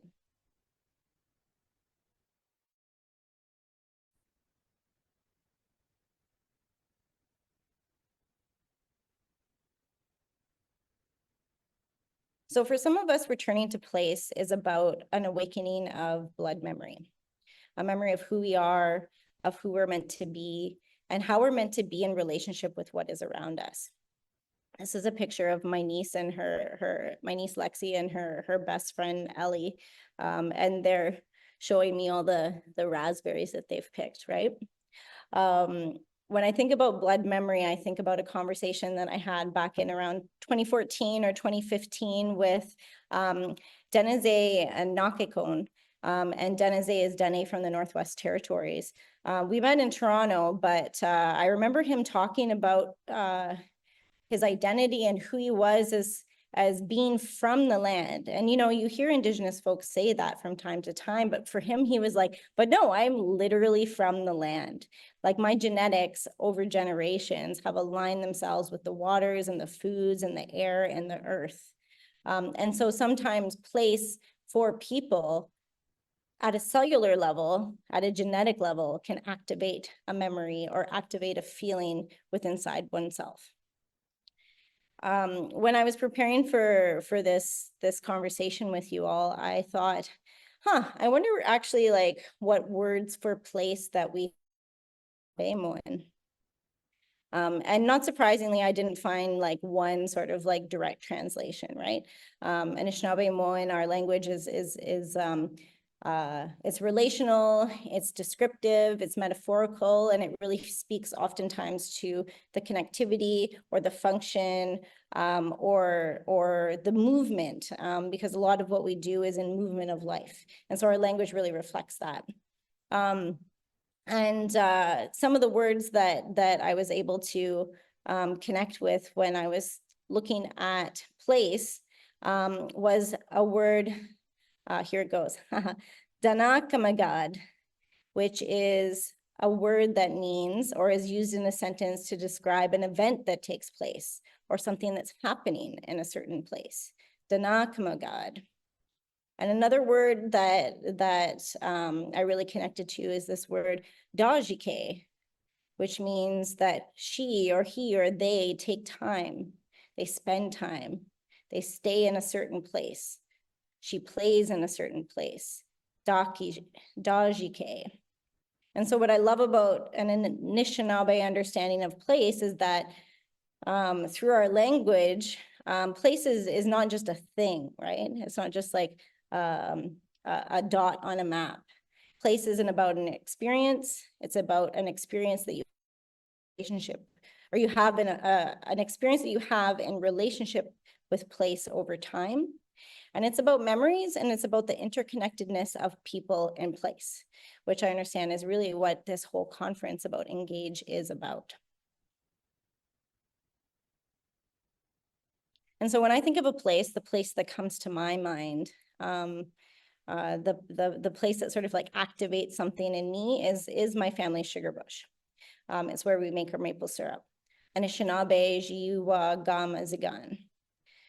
And so like the places that I hope that you all imagined, for me, there is something special about this place. It's deep in the hardwood forest of Anishinaabe, Aki. I'm surrounded by Ananatag, the maple trees, and overlooking a lake. I can hear the sounds of the first drops of the sap into the buckets when I think about this place. Timed out like a heartbeat. And I can also hear the crunch of my snowshoes on the snow. I can smell the fresh crisp air and feel the warming of the sun on my face. And that first taste of Anishinaabe Gatorade, as we call it, AKA that sweet, refreshing sap. And so for me, it hits all the marks as far as the best places on earth are concerned. And for me, this is a place of memories. It's a place where I can trace the snowshoe paths of my grandparents and my parents and leave paths for my nieces and nephews. It's a place where I can go and visit the giant maple tree that my niece named after her mom, my late sister, Sarah. And so the echoes of my childhood are now linked with the laughter of her children. And it was probably back in around 2014 when I decided that I actually needed to be the one to pick up this practice of going to the sugar bush for my family. There have been many things that had happened to us, and it made it hard for us to come together to do the work of upholding this family tradition. But I knew I had to do it, and when I made my intentions known, the rest actually came together. I think that my family was just waiting for somebody to invite them back into place, and to invite them back to share the knowledge that they actually have around the sugar bush. And so returning to the sugar bush for me, and returning as a family, was also an act of healing. And being able to return to the land, to spend time in place, is an act of healing for many Indigenous peoples. And being in place over time also gives you perspective. Like my mom, I've begun to learn the trees, which ones are good producers of sap. So which ones fill those buckets right up, which ones that we tap, but they might not yield much, but we still kind of like them. Which ones my grandpa liked to tap. And now which ones are my favorite. For whatever reason, maybe it's the crux of the tree and the way that it looks, but there's something about that tree that speaks to me. And sometimes the occasional dead tree also that we tap, because sometimes we forget to look up and notice, are there branches or not? I like to think that while I'm starting to get to know the trees, that the trees now actually know me. And like my dad and his grandpa, I'm actually learning to read the syrup as it boils, noticing the subtle and the not so subtle changes to the bubbles, and to the color and to the texture as that sap starts to crystallize and turn closer and closer to a sugar, or first of all, a syrup, and then to a sugar.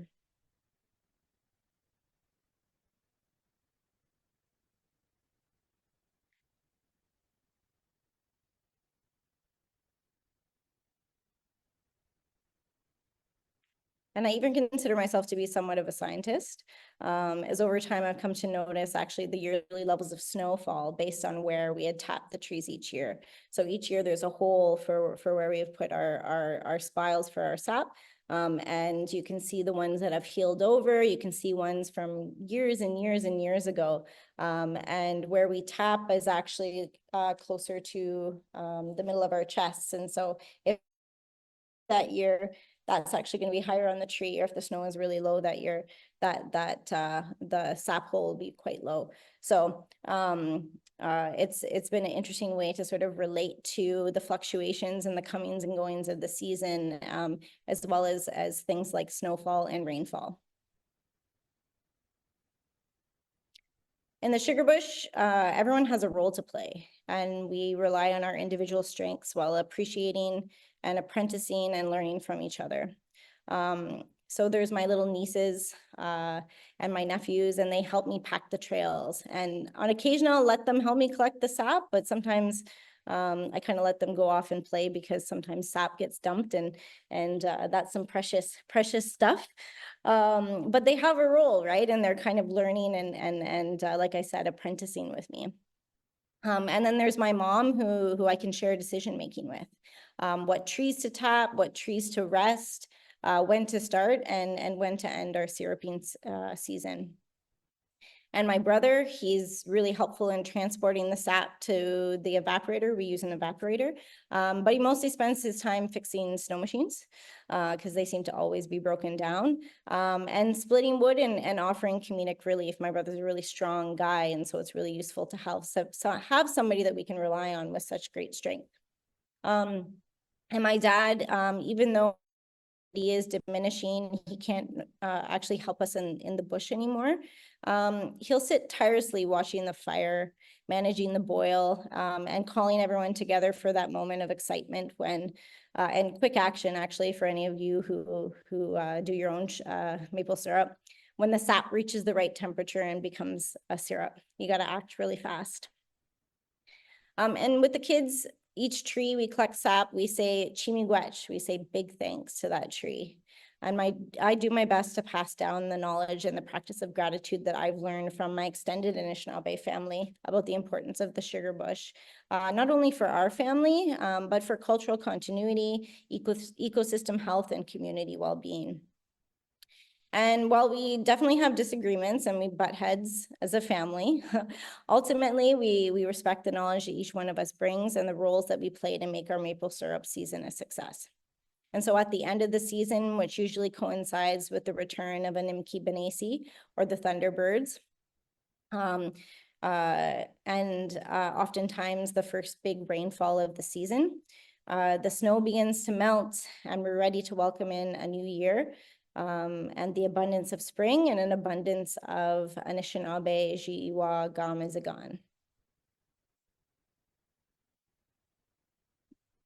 So whether we're out in the sugar bush or doing moose ceremony, nurturing a strong sense of self within the context of the experience of place and people is the Anishinaabe way. It's a way of providing for everyone, for building up our nations while giving back to the ecosystems that care for us. I believe folks nowadays might draw parallels to what we consider Mino Bimatsuin, or an Anishinaabe philosophy of living a good life, to frameworks like asset-based community development, where it's really about the gifts of people and uplifting those gifts in order to make a thriving and resilient world and community for us all.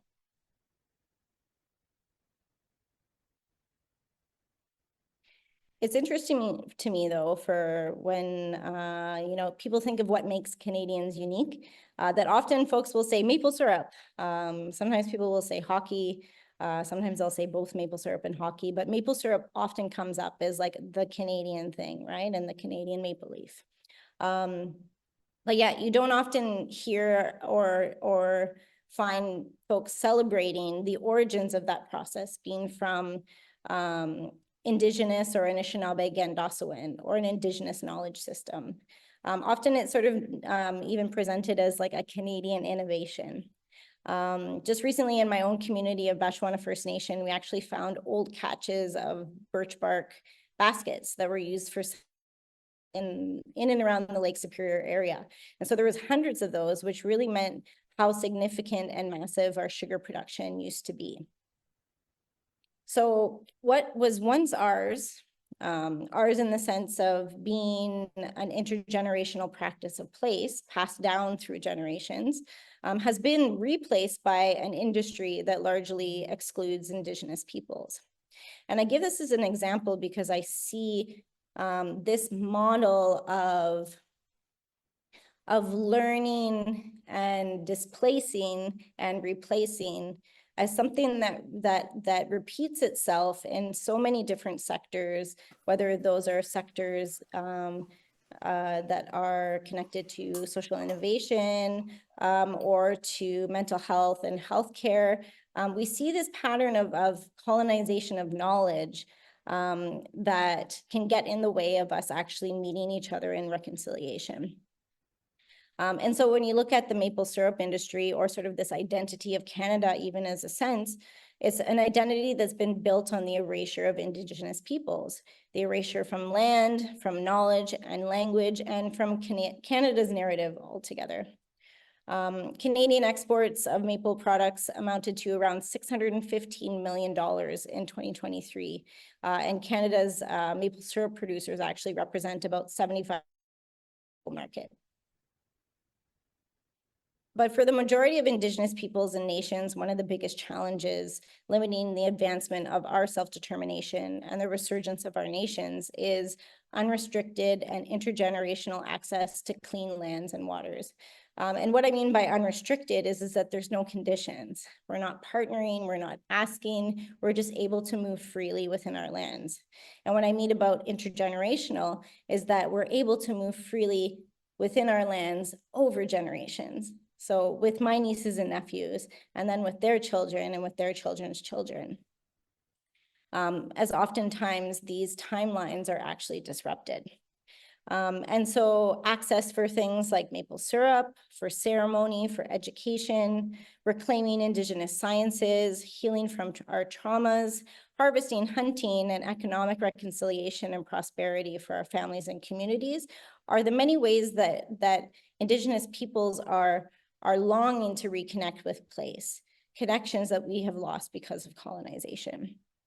And so when Indigenous peoples have been displaced and their stories replaced, my question is, what role can Canadians play in supporting us to return to place?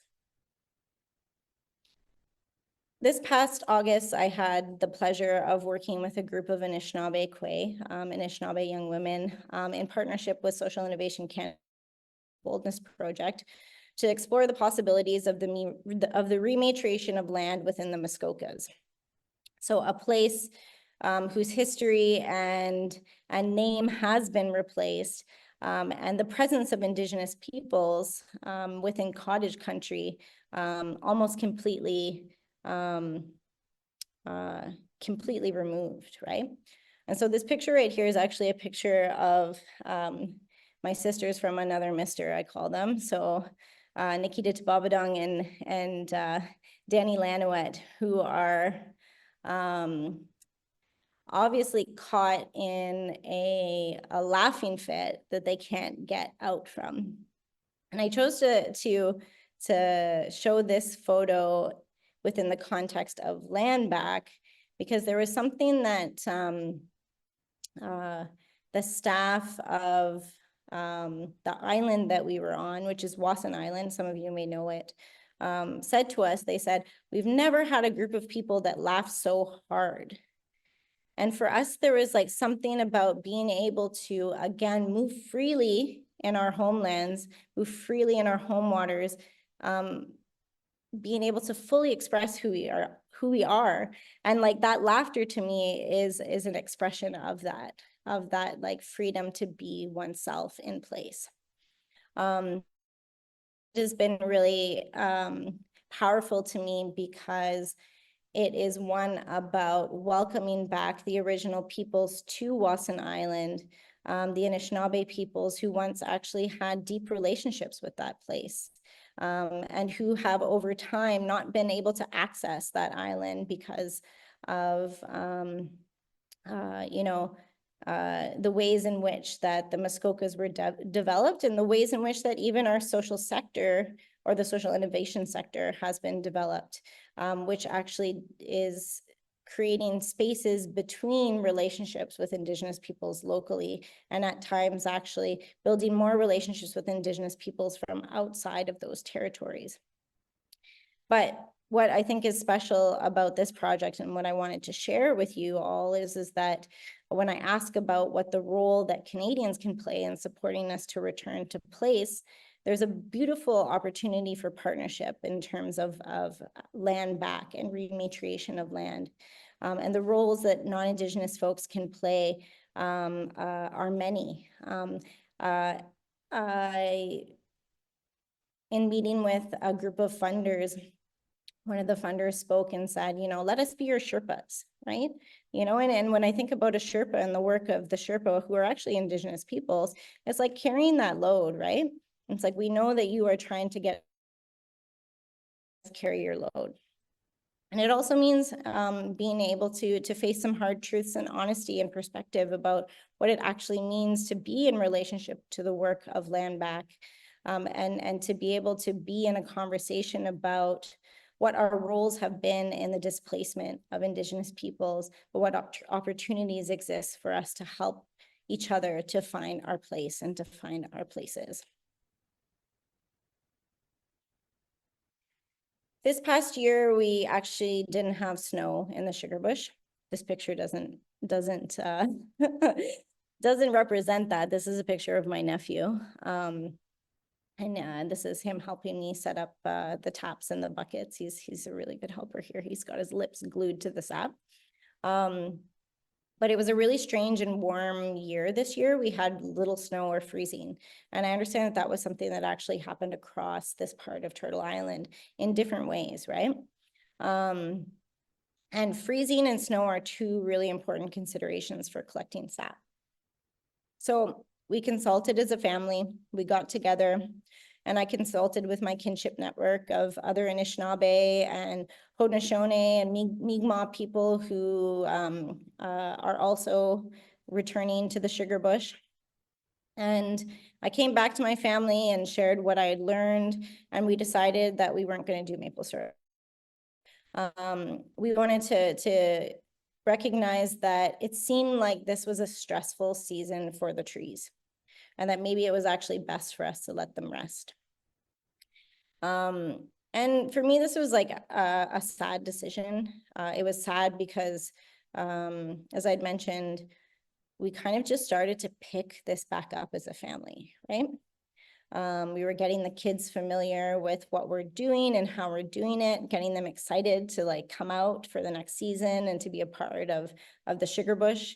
And of course, like the passing down of knowledge that happens by just experiencing and being in place together.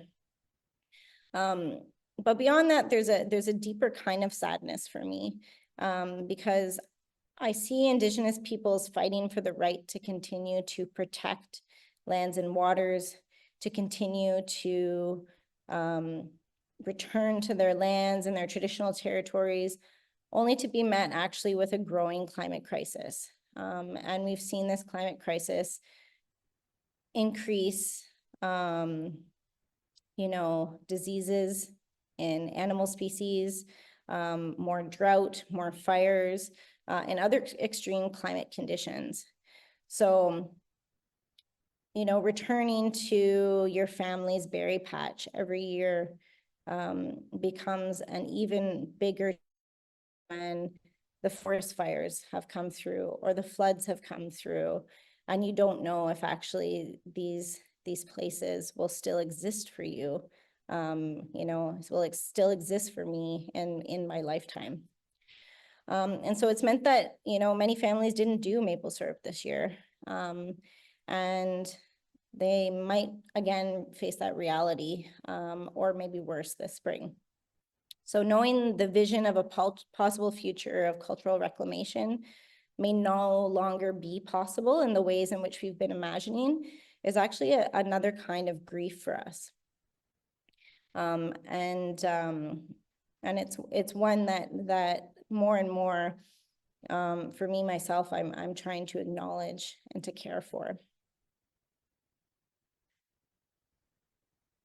So there's a story in our traditions, like another really beautiful thing about coming together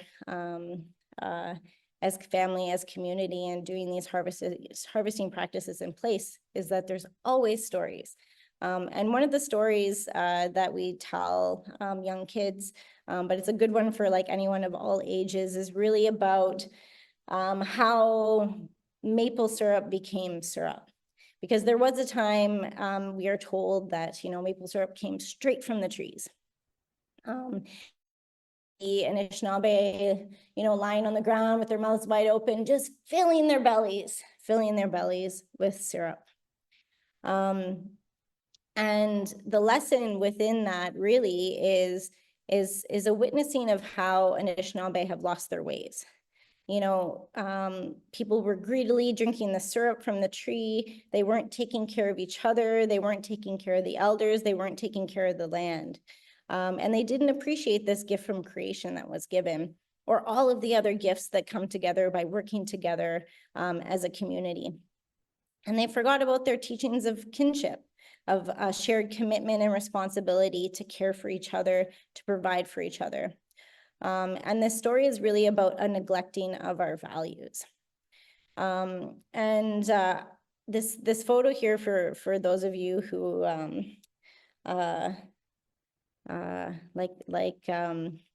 Spirited Away, really cool movie.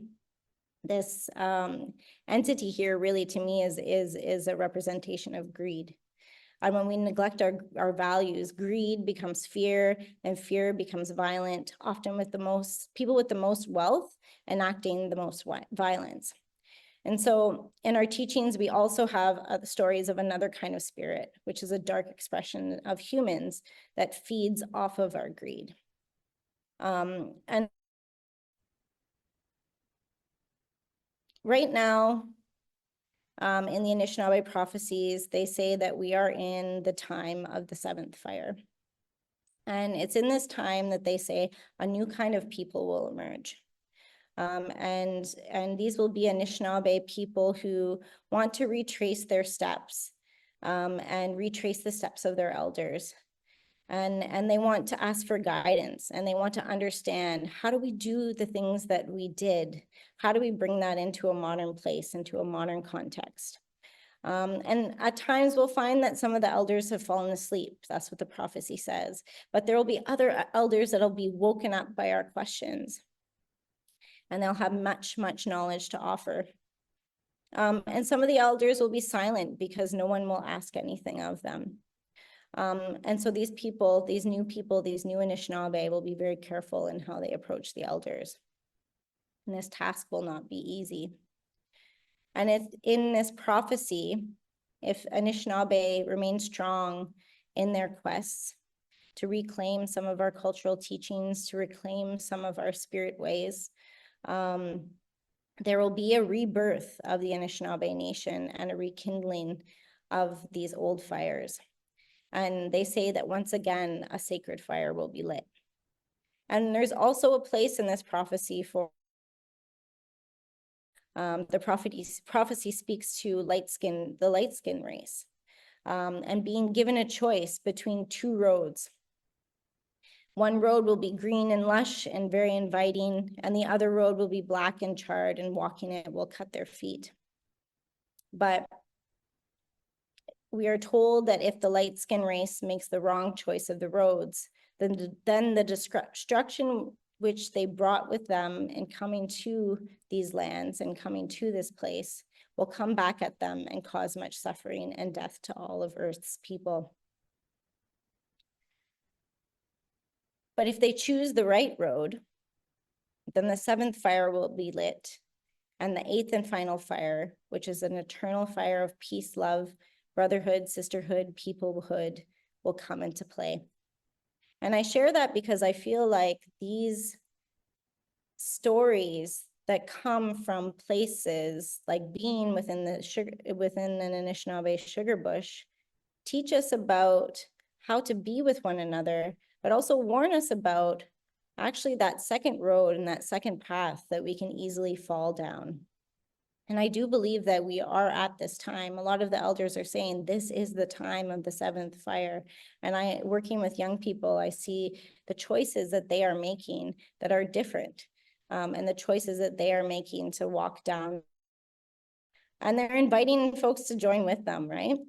And so to close off my conversation today, I wanted to share this quote from Robin Wall Kimmerer, which really speaks to me about the time that we are in. And to say that, you know, in the prophecy, like part of what is shared is that people decide to turn back and to remember and reclaim the wisdom of those who came before them. And I believe that that is something that is not only true to Indigenous folks, but also to all different peoples from all over the world, is to be reminded and to reconnect to some of our original teachings that connect us to our humanity, which is something that feels very out of place.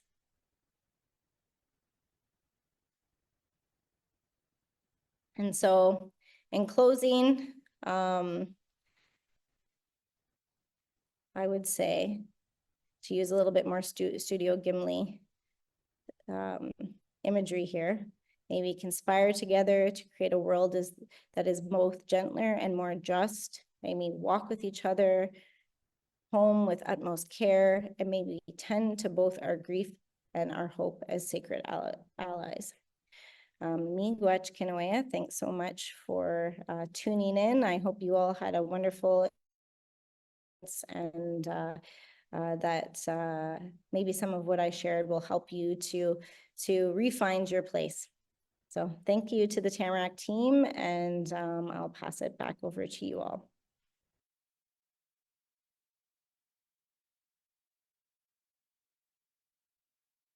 Thanks, Jess. Thanks for sharing your story with us. I really loved the visual exercise and the relationship to place. I was transported to a park from my neighborhood growing up that I haven't thought about in so long, and then just all these stories came. So that was such a powerful exercise. And your keynote was really a testament to the power of storytelling. So thank you for that. We do have some questions that have come through if you feel up for answering some. Sure. I can't can't see see them, so you'll have to share I'm them. gonna read them out because I can't see them either. So we'll see what we got here. What is one thing you wish settlers and newcomers to Canada could understand about the urgency of land back in Canada and across Turtle Island? Can you read that once more? Of course. What is one thing you wish settlers and newcomers to Canada could understand about the urgency of land back in Canada and across Turtle Island?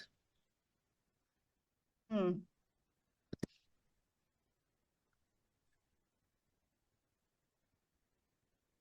put it in the chat here as well if it's easier to read it.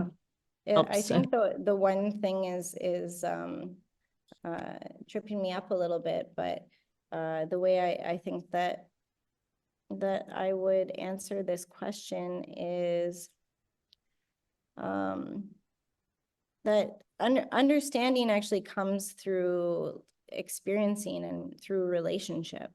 And so for Indigenous peoples, I think oftentimes our connection to the urgency of returning to our lands and stewarding our lands in a way that is connected to our indigeneity and our teachings and our worldviews, recognizing that they're different. There's many Indigenous folks, right? Is because we're out there, we're on the land. And so I wish that we can move from an intellectualizing of this conversation around land back to something that's truly about an individual and a familial and a community connection to land and to place. So we can talk about climate change and the statistics and all these kinds of things, but it's like, are you able to see and to witness the changes to the environment around you? And I think that there's a disconnect in that scene and that note. So that was not one thing, but something to think about, hopefully. Oh, that's great. Yeah, sometimes when it's confined to like just one thing, it's hard to commit to it. I have one more question. Someone has written in the House Space chat, what are some of the most impactful ways that settlers can contribute to the land back movement?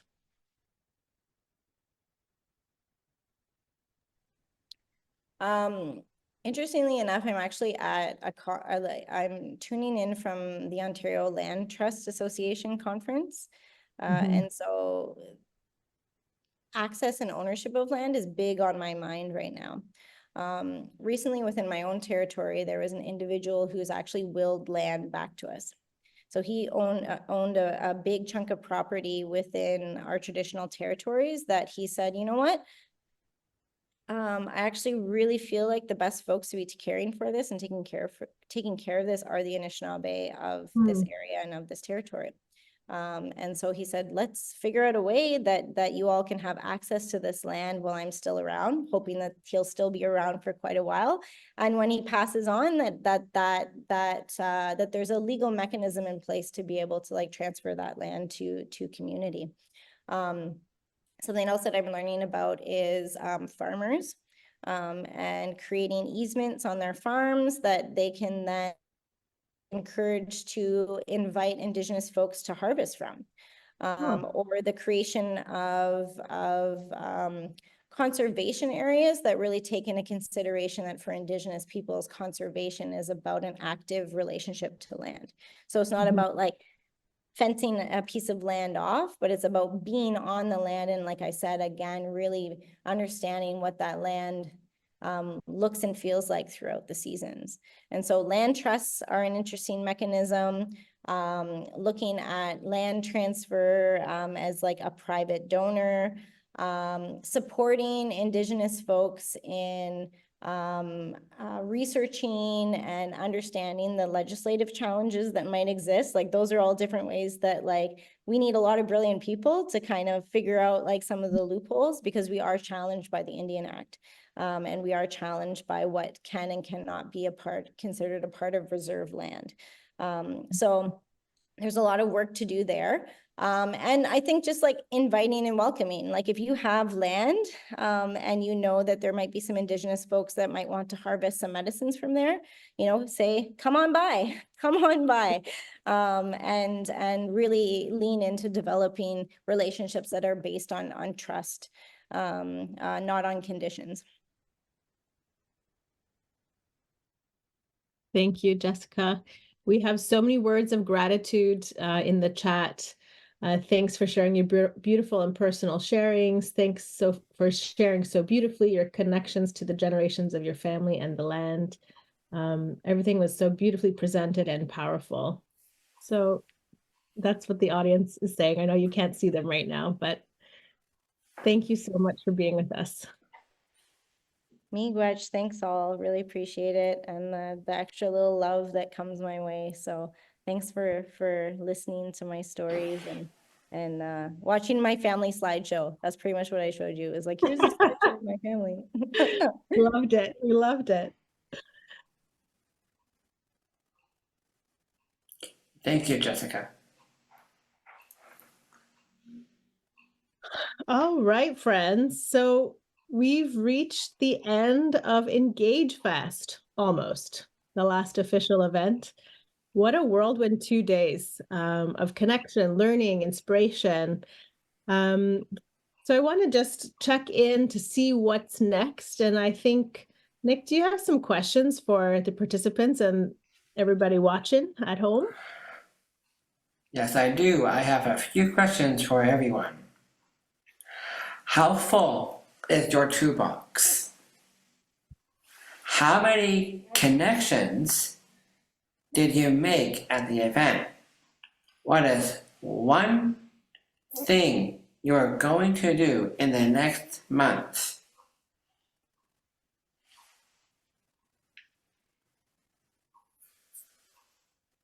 Let's see. The answers come rolling in. The questions are now live. So underneath the broadcast screen, you'll see 3 different boxes. If you guys wouldn't mind, folks wouldn't mind filling them out, we can see real time what we got here going. Okay, so it looks like we have an average of about 3.8 tools, Nick, which is good because there was only 2 tool shares. So I'm wondering where that other one came from. The workshops probably. Lots of connections. So people met around six connections. But that's just from 2 people. So let's see. Can you guys see? Yeah. I know that I've met about 60 people in the different workshops and events. How about you, Nick? Have you had a chance to connect with lots of people? Not really. Not as much as you want. But I have been connecting with my large close friends of mine. You know what's funny? You haven't connected with all the people, but I feel like everybody's connected with you because you've been our brilliant co-MC for 2 days. Do you want to hear a little bit of what people are committing to in the next month? So let's hear it. Let's hear it. Okay. Review the workshop recordings. Listen to the recordings, use the tools, learn the tools. Ooh, this is going fast. Go learn the tools and notes and implement what I learned. So there's a lot of talk about putting the tools to practice. And those infamous recordings that we've mentioned multiple times. That is correct. All right. So why did you choose to ask those 3 questions? Well, because I was a bit curious about what they're going to be doing in the next month. Yeah. It also reminds me of how you and Heather had set up the conversation yesterday. Yes, we did. The goals of the event. So do you think that we've achieved them? I think we have. You think we have? I bet some of them have. And I bet some of them have. Yeah. Sometimes with these kinds of events as well, you don't really know the ripple out effect, the repercussions of the impact until way after. Yeah. Well, I just wanted to say thank you to the change makers who are the heartbeat of our communities. As we've seen in the last 2 days, the power of people lies in our ability to come together, harness our unique strengths, and catalyze meaningful change. I've heard so many wonderful stories, inspirational speakers, poems, and reflections. It's just, I feel quite full and full of gratitude. Change makers are not just individuals with ideas, but we are connectors. We mobilize resources. We build bridges between people and organizations and inspire others to take action. So we've heard stories of the work to uplift the voices of those often marginalized, the shifting of power dynamics and how important that is, and fostering a culture of possibility and hope. Nick, I know you're also definitely a change maker. I wonder if you can tell us a little bit about your journey and experience with local change. Well, so here at Large Toronto, I am a founding member of Soul Express. Soul Express is a theater arts program for people with disabilities. We have done a lot of stuff, a lot of performances, the Toronto Fringe Festival, high school retreats, arts workshops, video making, and photography.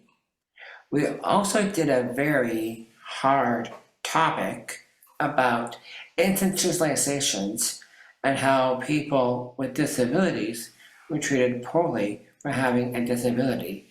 And there was a play based on that. You can easily find it on YouTube. It's under Birds Makes Me Think About Freedom. It's a very hard topic for most of us. We have an annual event called the Harvest Howl, which brings people together. The local community helps us fundraise, and we put on performances. We tell jokes, we have food and beverages together, we all have fun. And there is a good vibe where everyone is together. So today, I heard the word participation a lot. Pushing boundaries and breaking down barriers. There should be nothing about us without us. Now, let's invite Heather back to join us. That's a great idea. Let's bring her in. Heather. You again. Hey, Heather. I told you yesterday, you can't keep me away. I know. Back. How you doing, Heather? I didn't think I could do better than yesterday, but I am just exploding. Today was even better than yesterday. And I am so thrilled with how today went. And I'm a little sad that it's over. I'm sure our planning committee is not, but I'm a little sad. So I'm here. Oh, I was going to say, what did you get up to today? Tell us a little bit about your day. Well, I was going around. I was all in house space house space and listening in, and I thought I would harvest and I would share back kind of how our day was today. But first, I want to share these two images. I met Addie Strickland when I was in Nova Scotia for an asset-based community development event a few years ago. And last night, she shared her gift of graphic recording with me. They were so amazing. I immediately responded to her and said, we've got to share these. And so on your screen right now is the beautiful way of capturing. I think, a picture is 1,000 words. And I think this is such a huge, beautiful gift I wish I had. And so I just wanted to share this with you. There's two of them. I'm not sure if we've gone through both. I just want to thank Addie for sharing, and maybe there might be some from today. I'm not sure, can't promise anything. And then I also I went into the social media And I harvested some social media posts from yesterday and today. And so let's harness today's learning to amplify community engagement and make sustainable change. And that's from Vision Us. And Miriam, who used to work with us, and we miss you, whatever the problem, community is the answer. I say community is a superhero, because we are. The people are the superhero in our communities. The next slide is the next social media slide is Lily Chung, who is a counselor. And I know Lily for a while. They're hosting a watch party. And Lily is a counselor who is putting community at the center of her work and doing phenomenal work. And so shout out to them. And Greenway Chaplain. I've worked with Greenway Chaplain for a long, long time, and they are in the community. And they are doing amazing work centering the people. They don't build any programs or anything without the people involved. And so I wanted to highlight those two. Let's move on to today. What did we do? Well, we started off with coffee, and I had a huge cup of coffee. Others had tea, iced coffee, but we started off with who and what is Tamarack coffee chat. And there was about 16 change makers who were eager and ready to make change. And they joined and they learned about what Tamarack has to offer, the bits and pieces. And some were kind of like, well, we know a little bit about Tamarack, but now they have this full picture. Tamarack is a beast. We have so many tools, so many resources, such big knowledge. Do not be afraid to reach out, because if we don't have it, we are so connected, we know who has it. And then I was part of the Belonging Coffee Chat.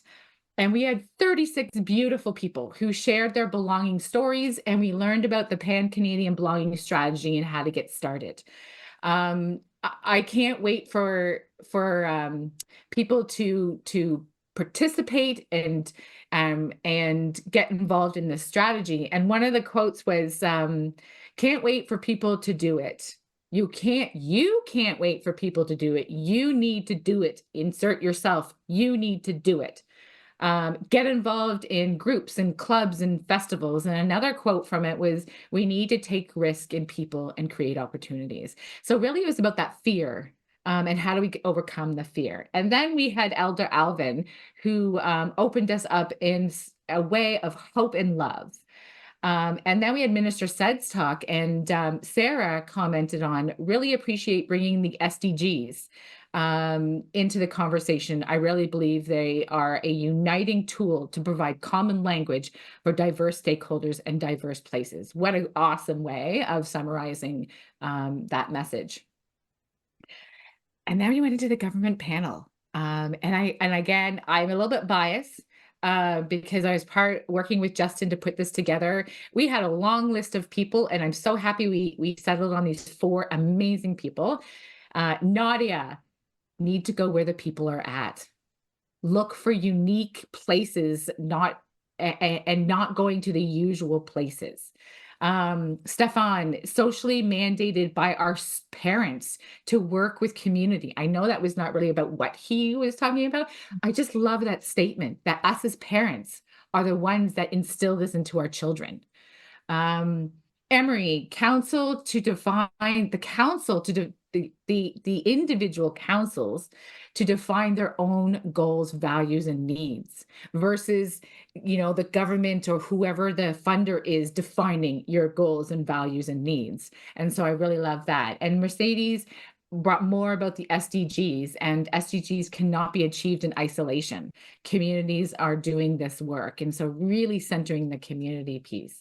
So what a great panel. We had way more questions planned for that, but we went over time, and you just know that when you go over time, it is just such a great, rich conversation. Then we went into our workshops. I was with my colleague Justin in the systems workshop, and we were full.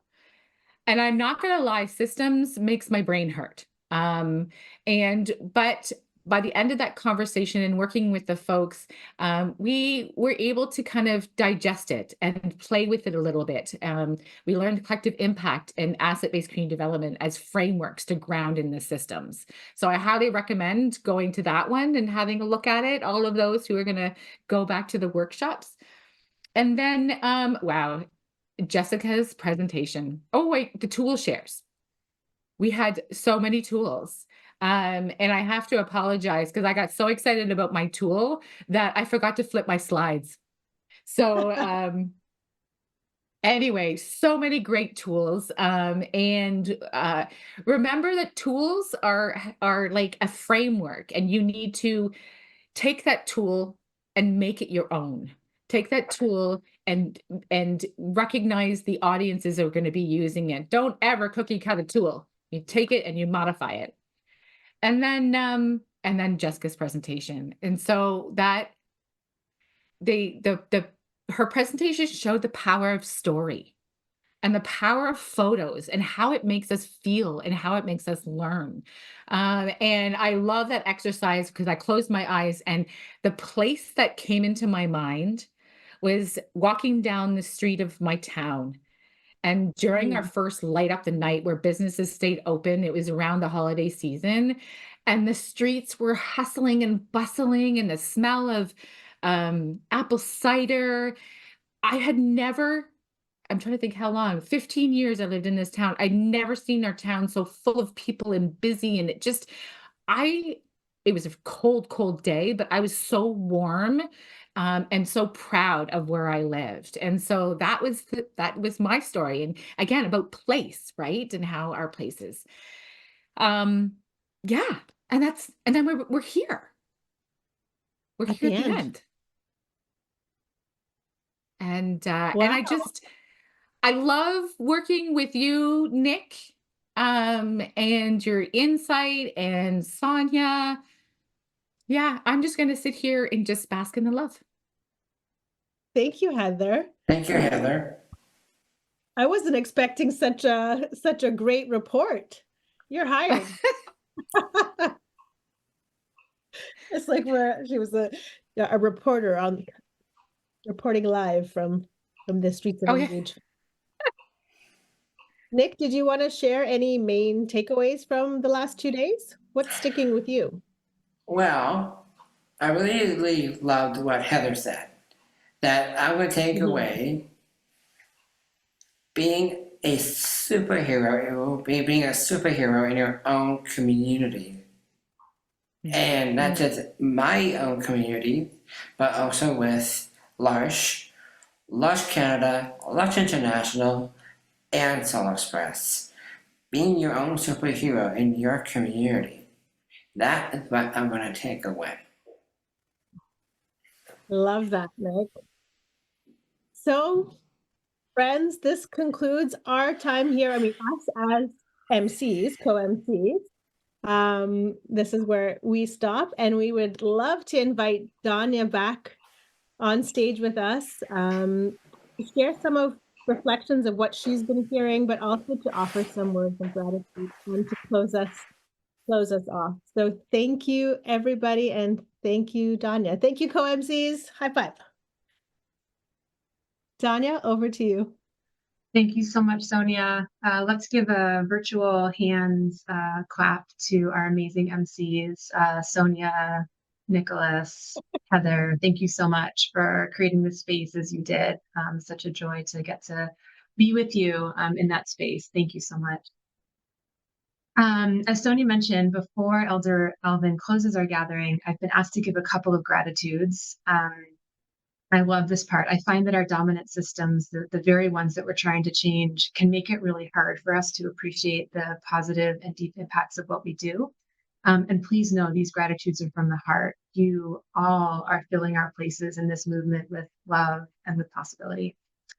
So first off, to Joseph, Bree, JB, and Laurel, thank you so much for supporting the speakers behind the scenes, making people feel comfortable and as relaxed as possible going into their sections, and to providing this technology that's allowed us to come together across thousands and thousands of miles.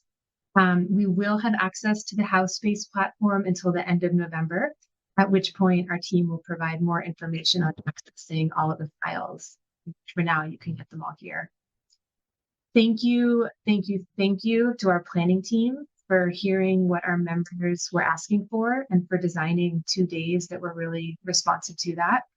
Rochelle Ignacio, Jorge Garza, Laura Schnur, Natasha Pei, Kieran Mango, Maureen Owens, Claire Lewis, Kundagan, Heather Keam, Duncan Fields, Justin Williams, and the rest of our team who have been leading behind the scenes and in learning spaces.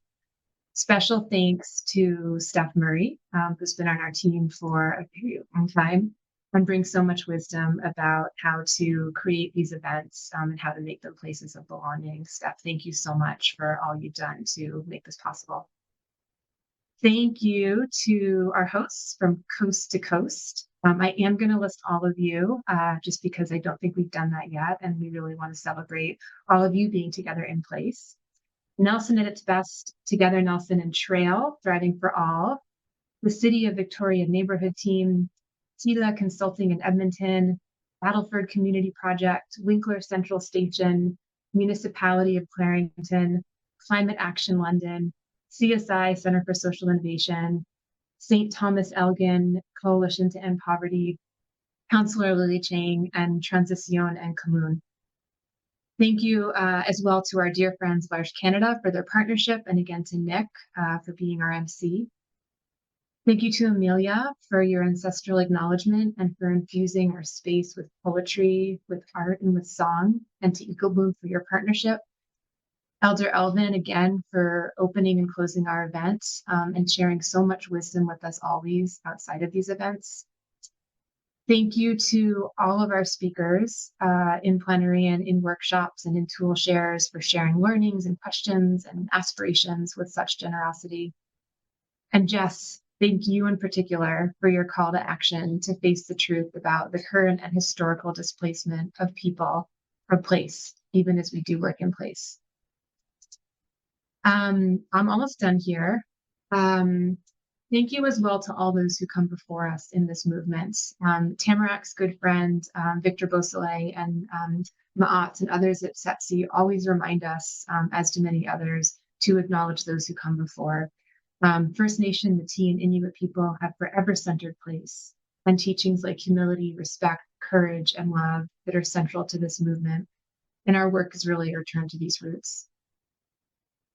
The work we do at Tamarack builds also on the work of changemakers 20 years in the making, on trailblazing learners and trailblazing people and local collaboratives.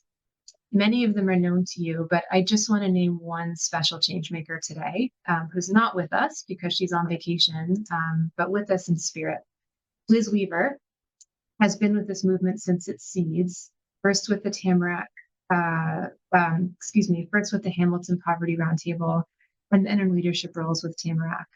As many of you might know, Liz retires in just a couple weeks here and has made such critical contributions to the places and the communities and the ideas that have been centered these past days. And so if you'd like to leave a note for Liz in house space, please do, and we'll make sure to get it to her. Thanks to all of you as well, just to echo what Sonia and Heather and Nick shared, the leaders of organizations and collaboratives and associations who are showing us how we can create thriving communities, who are showing up in ways that are mapped to the scale of our current challenges. We're so grateful to you for what you do and for how you do it. And finally, thank you to the thousands of people who work in community every day, often in ways that aren't made visible, often in ways that are too ignored, and who can't be here with us today. I'll close with saying, I hope so much to see you in community soon. And if we can't see one another in community, then I hope to see you in a learning, practice, or acting space very soon. Elder Alvin, over to you to close our time together.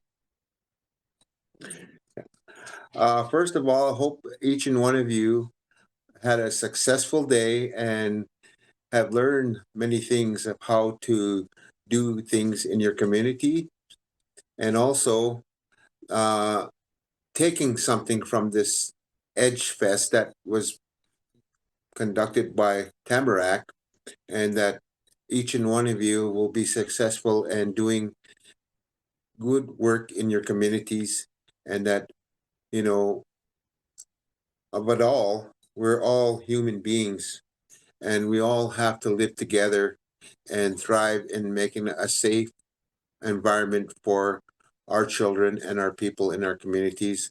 And so I'm going to close off with a prayer, and my prayer is that everybody will have a safe trip home, and that everybody will take many blessings and understanding about this Edgefest that was conducted.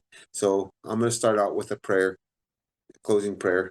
Mamo tawi no, tamaga no non, wichi non, kwese miu pai kigwai, kai mo piano, it's kai big squa, kigwai wichi hao chek asini makekte kai gwigit chekekte, miu tago te chekekte mina, wigwa, kai wai manget kigwai, kai wai oxun kigwai, tamaga no non, kwese miu pai miu cheto akakyo, senemia, miu pai kigwai, miu tago te chekwigwa, kai wai ki mai matan this spike. Tamaga no kakyo ka atos ke chikota ka tuta ka mopet chikota sini mak. Kakyo suskwas tamaga no non wichi non miu cheto akakyo sa kikon ego mamotawi no. Love. Ego mamotawi no. Wichi non kwesi miu pike. Tamaga no kakyo. Da oxytic, a wasak is sky at mina, tamagano egomina, wichi non mu cheto aka kyo, tamagano non, I height on mamotawi no sinemia. Hey. Okay. I've done my prayer, and many blessings to you all, and you all have a safe trip home, and we'll meet again in the next conference that Tamarack is going to be putting up, and that everybody has learned something from this and can take it home to their communities and work with what they have learned and the knowledge that they have learned today. And so many blessings to you all. You guys all take care with the Creator's love. Hi.